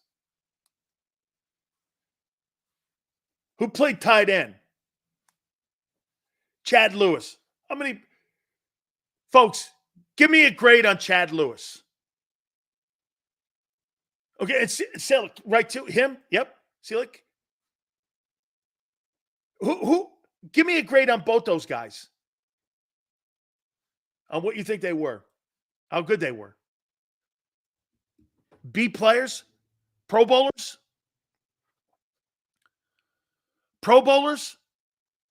right? You think Brent A+, B+, something like that? Now, who are his wide receivers in the Andy Reid era? Outside of Terrell Owens, that 1 year. Got you to the Super Bowl, too, by the way. Lewis had guaranteed hands. He was fantastic. Andy Reid doesn't believe in wide receivers. He believes in tight ends. He believed it when he was in. He had Lewis. He had Brent in Philly. And he has Travis Kelce in Kansas City. There's a reason to his method for that. You see that? He had limited wide receivers. Charles Johnson, Pinkston, Thrash. Those guys are Deshaun Jackson, probably the best one outside of Terrell Owens. Andy doesn't believe in wide receivers, nor does he believe in paying people on the perimeter. You don't win Super Bowls on the perimeter. You win them by running the ball in your O-line and your quarterback play. That's Tom Coughlin's line. You don't win by – that's what killed Matt Millen. Matt Millen is signing all these wide receivers and not bringing in an O-line. That's why Detroit's better under Brad Holmes. All right, all that being said, I think that's a great point that somebody brought up here.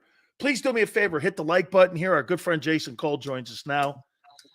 And we're less than 100 days out, Jace, from the start of training camp. Here we are, man. We're 3 months out from the start of training camp. 90-man roster has to be set by this weekend because June 1st is coming up. You're going to see some cuts coming up, but this thing, there's like actually no offseason any longer for the league. Well, it hasn't been for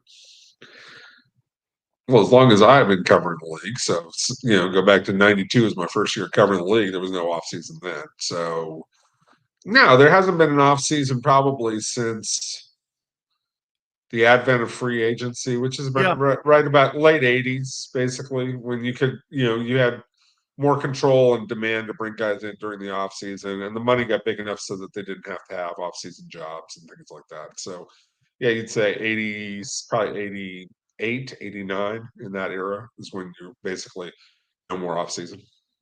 Jason, when do you think this is going to get to a tipping point now with the salaries of the quarterbacks and receivers that we're seeing now in the money? And I get the cap, the wealth of the league, with stream. I get all that, but do you think that it's going to get to a tipping point where there's going to be, instead of just a floor like they have in the NHL, there's going to also be a ceiling on how high you can go and pay these guys?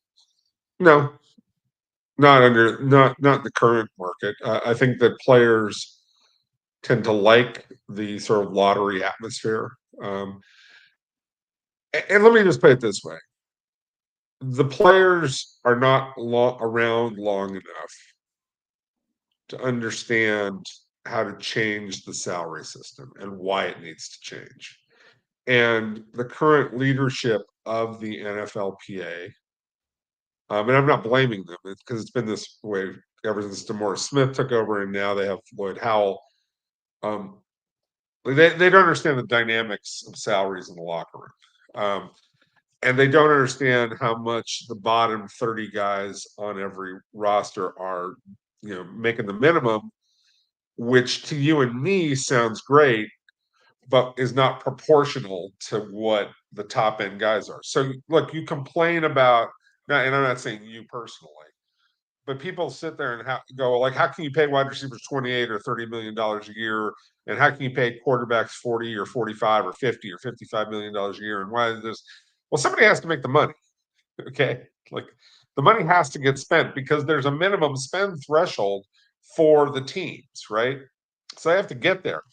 The problem they have is they don't pay the guys who are just coming into the league and make up the vast majority of the league, like 65% of the league. They don't pay those guys more. And the only way to bring the salaries down at the top end is to bring the salaries up at the bottom end and start paying those guys $1 million, $1.5 million a year. And then you would see some adjustments on the top end salaries. As long as you have this system the way it is, and those salaries are locked in. So you're saying we're only talking about the 1% of the 100, I'm using a number, of the 100 receivers in the league, and there's more obviously, but 100 receivers in the league, we're talking about 10 of them. Yeah. Like, so we're, there's 100, well, basically every team has 5, right? Yeah. So it's 160 guys, and not including what's on your practice squad and all that stuff, but you carry 5 during the season. And so, there's 10, 15 guys who are making, 20, 25, $30 million a year. And look, I'm not saying that that's a healthy system. The Eagles are a great example. 2 $20 million guys. The rest of them are $1 million guys. Right. Because because you bring them in on rookie contracts. And even though the rookie contracts sound like they're larger than they are, for the vast majority of players, they're making the league minimum. Or, okay, I paid a guy a $2 million signing bonus on a 4-year contract. Okay, that's $500,000 on the cap a year, plus his salary is, $600,000 a year, then $800,000. It's just not that much money in the grand scheme of things. So you have ample room for this. What I always say is the NFLPA should look at the owners and say, wait a second, we'll determine the salaries of what our guys make because it's our money. You don't get to determine what salaries are for like the base contracts, the minimum contracts, all of that. It's our money. We'll determine what that is and we'll set it because you got to spend the money anyways. And so to me, like that's what you change. Those tags. Dump those tags, dude. The tags, you're going to have a hard time getting rid of the tags, but that's a different argument. But the biggest thing is if you're a rookie coming in, you're a rookie slap who's, playing on special teams, right? You're making $600,000 a year in the first year. And maybe you're on the New York Jets and you've got Aaron Rodgers making 45 or $50 million or whatever he's making, right? Are you really telling me that Aaron Rodgers is worth 90 times what the No. lowest guy? That's not fair, and it's not right to the players. And I'm not trying to be a socialist about this, but it is way out of whack. Do you believe that CeeDee Lamb in Dallas is waiting to see what Jerry does? Somebody brought this up, and I hadn't gone down this angle. Do you believe CeeDee's looking at two things here? Obviously, Justin Jefferson is going to set the market at $35 million. It looks like they're going to sign if they do sign him or not deal him. And do you also think they're looking at what Jerry and Steven are going to do with Dak? Because if you don't know who the quarterback is, look what Devontae Adams did. Devontae Adams saw Jordan Love, and he didn't really believe he was going to be the heir apparent. So he goes to Vegas, and now he's got Aiden O'Connell throwing him the ball there, and you see Jordan Love taking off. Do you think Dak, or do you think CeeDee's looking at it like this? Who's going to be the quarterback here next year? I think he's probably looking at those tweets from Josh Jacobs going, yo, bro. I saw that. Are you coming home? Was that awesome? Yeah, you want to come home? I'd be like, yes. I'd be like, that's a little tampering, but I'd say yes. Well, it's not tampering for players to do that. It's tampering if the coach does that or the general manager. But look, Devontae Adams misplayed this. He did. But I'm not sure that he was misplayed as much as this is what happens when you go to badly run organizations. Yep. Right? You go to badly run organizations. It goes when you chase the money bag, and the money bag happens to be in bad organizations because it happens all the time. That's why they're offering you that. Right, because they're a bad team and they don't have good players, and you're going to get offered a truckload of cash and all that kind of stuff. And you think it's going to change, but usually doesn't change. So, I don't know what Devontae does at this point in time, other than play it out and hope for the best. Maybe you somehow demand a trade, but I would have to have a serious strategy session with Devontae Adams and his agent. I would have a serious strategy session about, okay, how do you want to play this out to get wherever it is that you want to go? And whether that's back to Green Bay or some other place where you think you can win. Or you just sit there and say, look, you play the hand you were dealt. No Vegas pun intended, but just you dealt this hand to yourself, live with it, and take the money, and you have a great life. Play along with me here. If they get him back in Green Bay, does that trump Detroit in that north? No, because I don't think Green Bay's defense is quite. And Green Bay's defense played a little over its head last year and is not. Plus, Joe Barry's your DC. I don't know how that's going to play out. I don't. Yeah, right.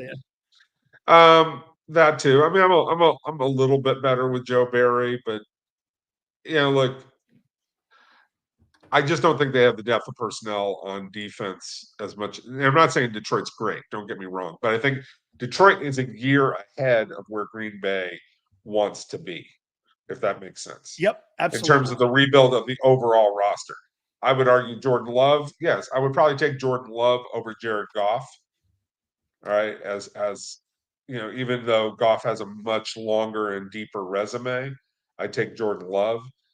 The rest of the weapons on offense, the skill position guys are probably a better draw. The offensive line for Detroit's a little bit better, but like you start with Aiden Hutchinson and some of the other guys that Detroit has, and you just go, that's like a year ahead of where Green Bay wants to be. Just a little in terms of overall personnel. I got to throw this at you here. And I looked at this from Bleacher Report and some executives in the league. So San Francisco with Ward and Lenore at cornerback, plus you have the best linebacking core in football in San Francisco. Your front is one of the top three on defense. Skilled positions out the wazoo. And Jason, I'm not meaning this in a rip towards you, but Why are guys like you and everyone looking at Kyle Shanahan with that kind of roster and giving him a hall pass for not winning the most significant game? He's got, I mean, you've got a low, and by the way, he's part of building that with Lynch. I get it. But you've got to win this year. This has got to be the year he wins in San Francisco, or does San Francisco eventually just go, all right, we've got Bud Grant. Okay, Dan, all right, Dan, look, I get where your question's going. And I understand there's things that are fair to criticize about Kyle Shanahan. He's gotten to the Super Bowl twice, got there with Garoppolo, got there with Purdy, and a bunch of weapons, incredibly deep roster, all those kinds of things, right? He lost to Kansas City, he lost to Patrick Mahomes and Andy Reid. Okay, that's number one. Number two is, okay, let's have this hue and cry like this, and this, and this, and what are we going to do about Kyle Shanahan? It's like, okay, what are you going to do? Fire him? No. Who are you hiring? No, I'm just. But what do you want? But it's got to be frustrating. Of course, it's got to be frustrating. And I feel like I look at Kyle Shanahan, and I think he's a genius of an offensive mind. I think he's an amazing play caller. He's done an amazing job of building that team. He has a great, working relationship with Lynch, all these other things. And I just look and I go, you know what? He just might end up being this tragic figure of the guy who's trying to live up the legacy of his father, might actually be every bit as good as his dad, but just never. I think he's a better play caller than Mike. That's a hell of a thing to say. It's a hell of a thing to say, given what Mike did on his resume. Because Mike, I think he's actually a better play caller than Mike Holmgren. He might be, but that's what we're mentioning with, and we're talking about guys who, like Mike Shanahan, to me, should be in the Hall of Fame. Mike Holmgren deserves to be, at least discussed as a possible Hall of Famer, right? Like, this is where these guys should be, right? Yeah. And we're talking about Kyle Shanahan in the same sentence, and he's just a little bit short of it. And I just think it's this amazing tragic figure. See, you look at but I don't know what to do about it. Like, I don't know how to fix Kyle Shanahan because the issues are so high level when it comes to football. Like, there's not an easy thing to do to say, oh, you got to do this and you'll finally win a title. He's just great, and he's come up short in would you say the difference between battles. Mike and him is that in 2-minute situations and in critical situations in games, Mike was more of a gut coach and Kyle is more of an analytics coach. And sometimes the analytics in a game, especially in a human game, that's where sometimes you get lost in a game. I'd say this. Mike Shanahan had John Elway.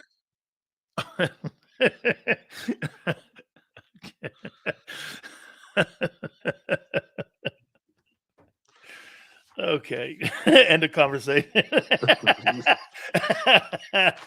Okay. Listen, and I like Brock Purdy.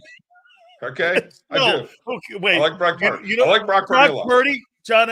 That's not a conversation. Right. I like Jimmy Garoppolo. Okay, he's okay. He's a guy. Like the John Elway.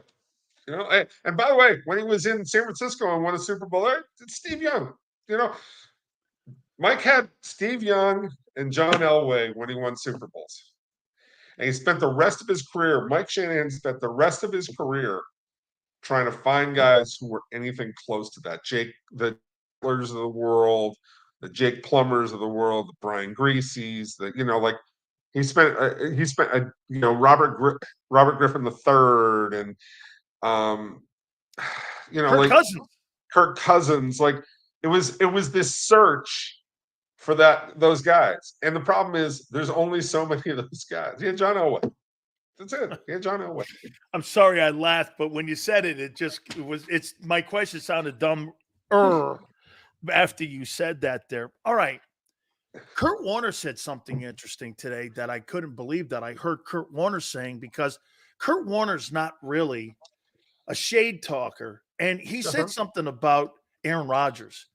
He came out, I'm going to paraphrase this here, and he goes, You know, to be considered one of the greatest in the upper echelon, elite, greatest of all time, you've got to win more than one Super Bowl to have that conversation for you to even be in that conversation. Now, when you look at 4 MVP awards, it's more than Brady. You look at the 3-to-1 touchdown interception ratio, it's no one will ever do that again over 17 years, what he did. I get it. Best spinner of the football. For a guy that's in that room talking about these men like that, is Warner right that the conversation about him being one of those guys, one of those elites, it's gone past. Even if he wins it this year, that conversation is, he's not one of those guys. Or is Kurt wrong? I don't know. Because Kurt's got a point. And there's something that bothers me about Aaron Rodgers. And I'm not talking about the politics and the craziness and the dark periods and all that other stuff. I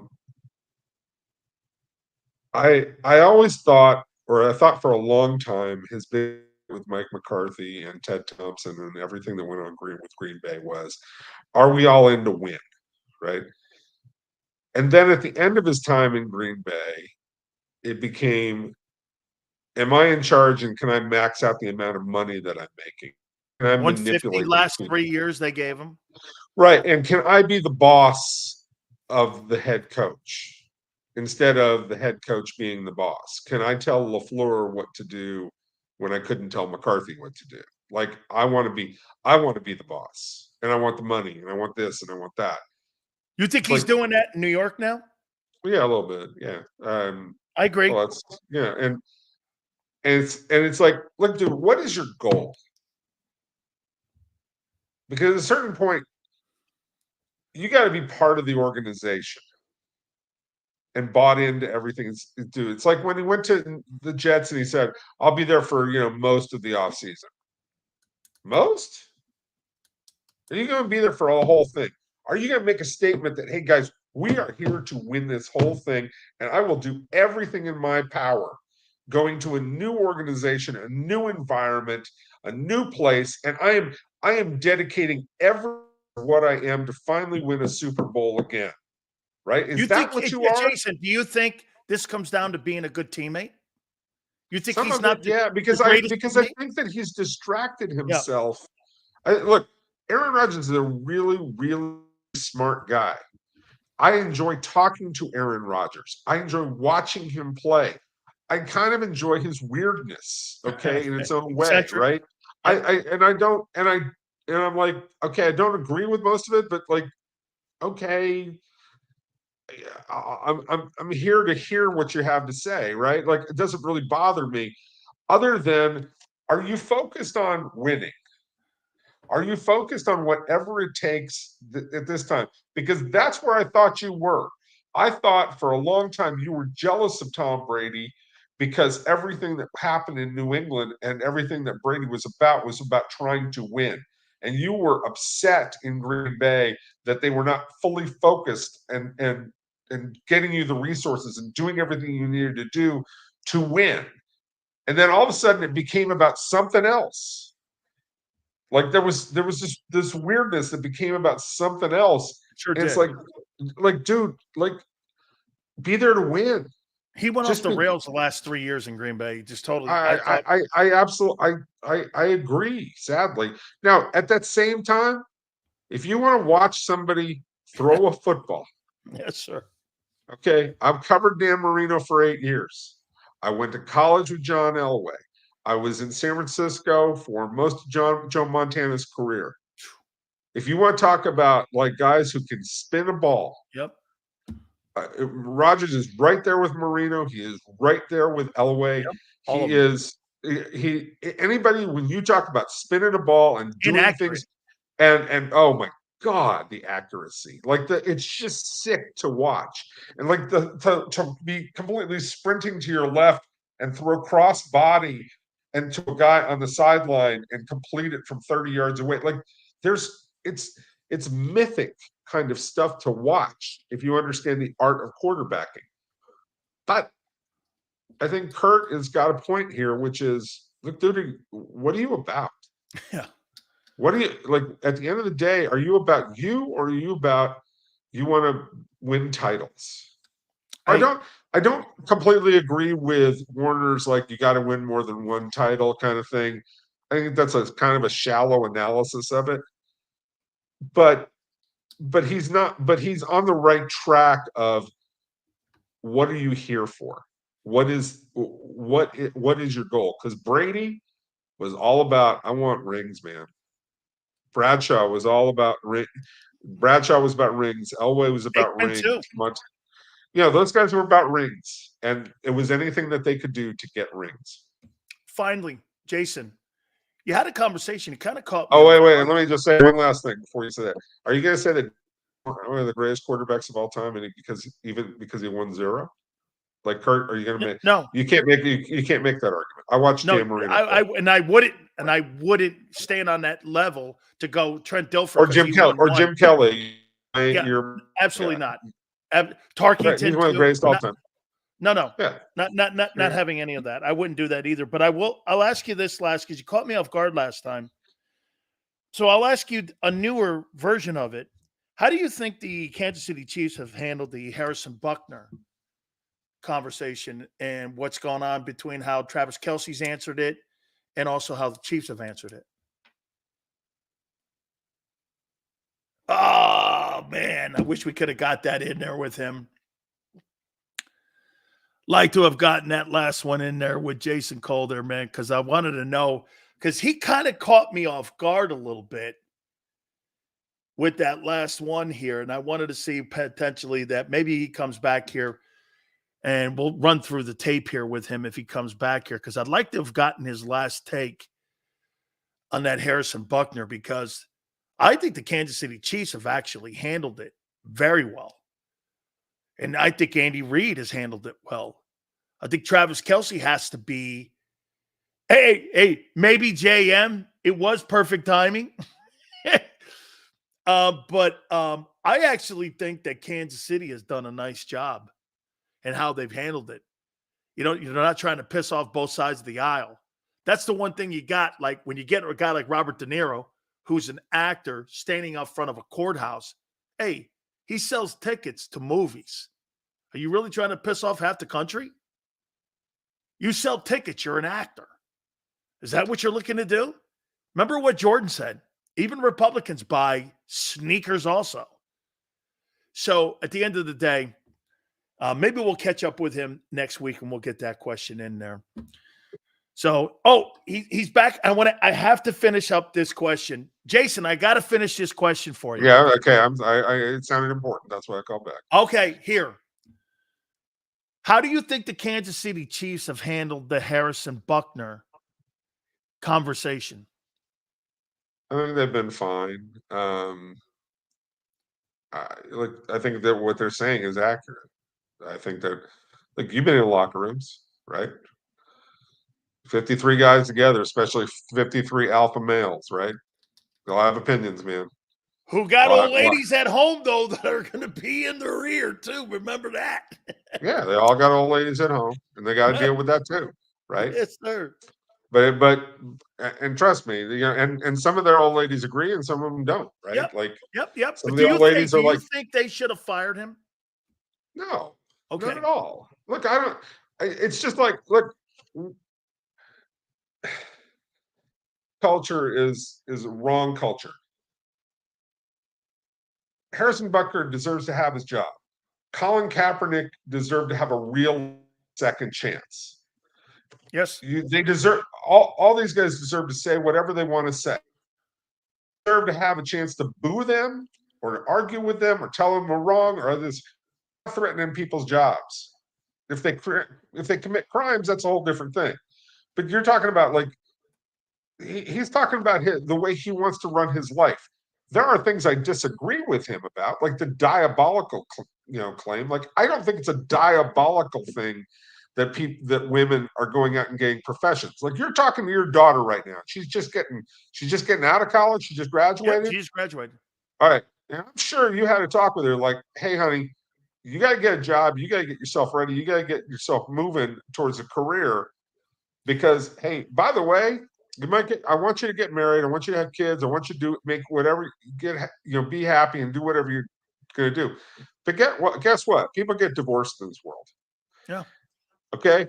And you're going to have to be able to maybe support yourself at a certain point. Okay.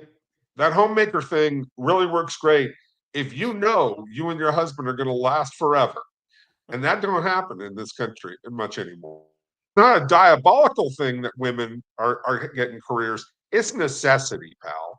It's also necessity that you have to have two incomes in this world cases. And Harrison, you're real lucky that you don't have to have two incomes to support you and your family. Good for you. Congratulations. It is not a diabolical scheme laid out by anybody. So I'm going to disagree with you. And I think you're wrong. And I think you're wrong-headed. Go kick. I'm happy, and the Kansas City Chiefs, go keep him. He's a good kicker. He's fine. Colin Kaepernick, you don't like how black people are getting treated in society. I don't blame you. You want to take a knee? Doesn't bother me.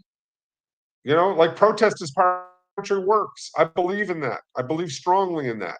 And all these people who hate on you I don't think you understand what it is to be American to tell people that they can't protest. But why don't you just, let him have his job. Don't boo him. Don't threaten that you're never going to watch football again. Make that stupid claim that you're never going to watch football again. You realize, Jason, that it's an easier putt for the NFL to land on the side of Buckner than Kaepernick.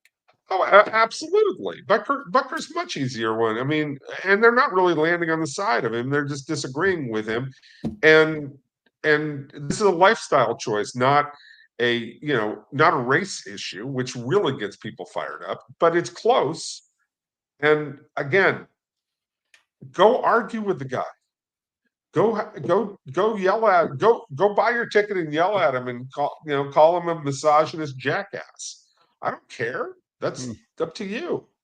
But he shouldn't lose his job over this. Now, if he had said, some other things, there are things you can say that you lose your job. Michael Vick deserved to lose his job. Yes. Okay. For a period, you can't have there are people, right? There are people who there's a point at which you lose your job. You shouldn't lose it over your opinions. Right. Jason, great stuff as always, my friend. I thank you for always finding time for me. I can't thank you enough because you always find time. Thank you, my friend. Have a great day. I appreciate you doing this. Anytime, dude. Be good. Our good friend Jason Cole, our Hall of Fame voter, our NFL insider from Yahoo Sports. All right, Xander. What did we end up with our golden likes button today? What's the golden likes button? What did we end up with? 1139. Unbelievable. 1,139 likes. Yeah, guys, killed it. Thank you very much. Big Joe, Xander. Unbelievable. To all of you who, I know, look at Twiz. What? 1139 in likes? Okay. Hey, we'll see you tomorrow, 2 to 6.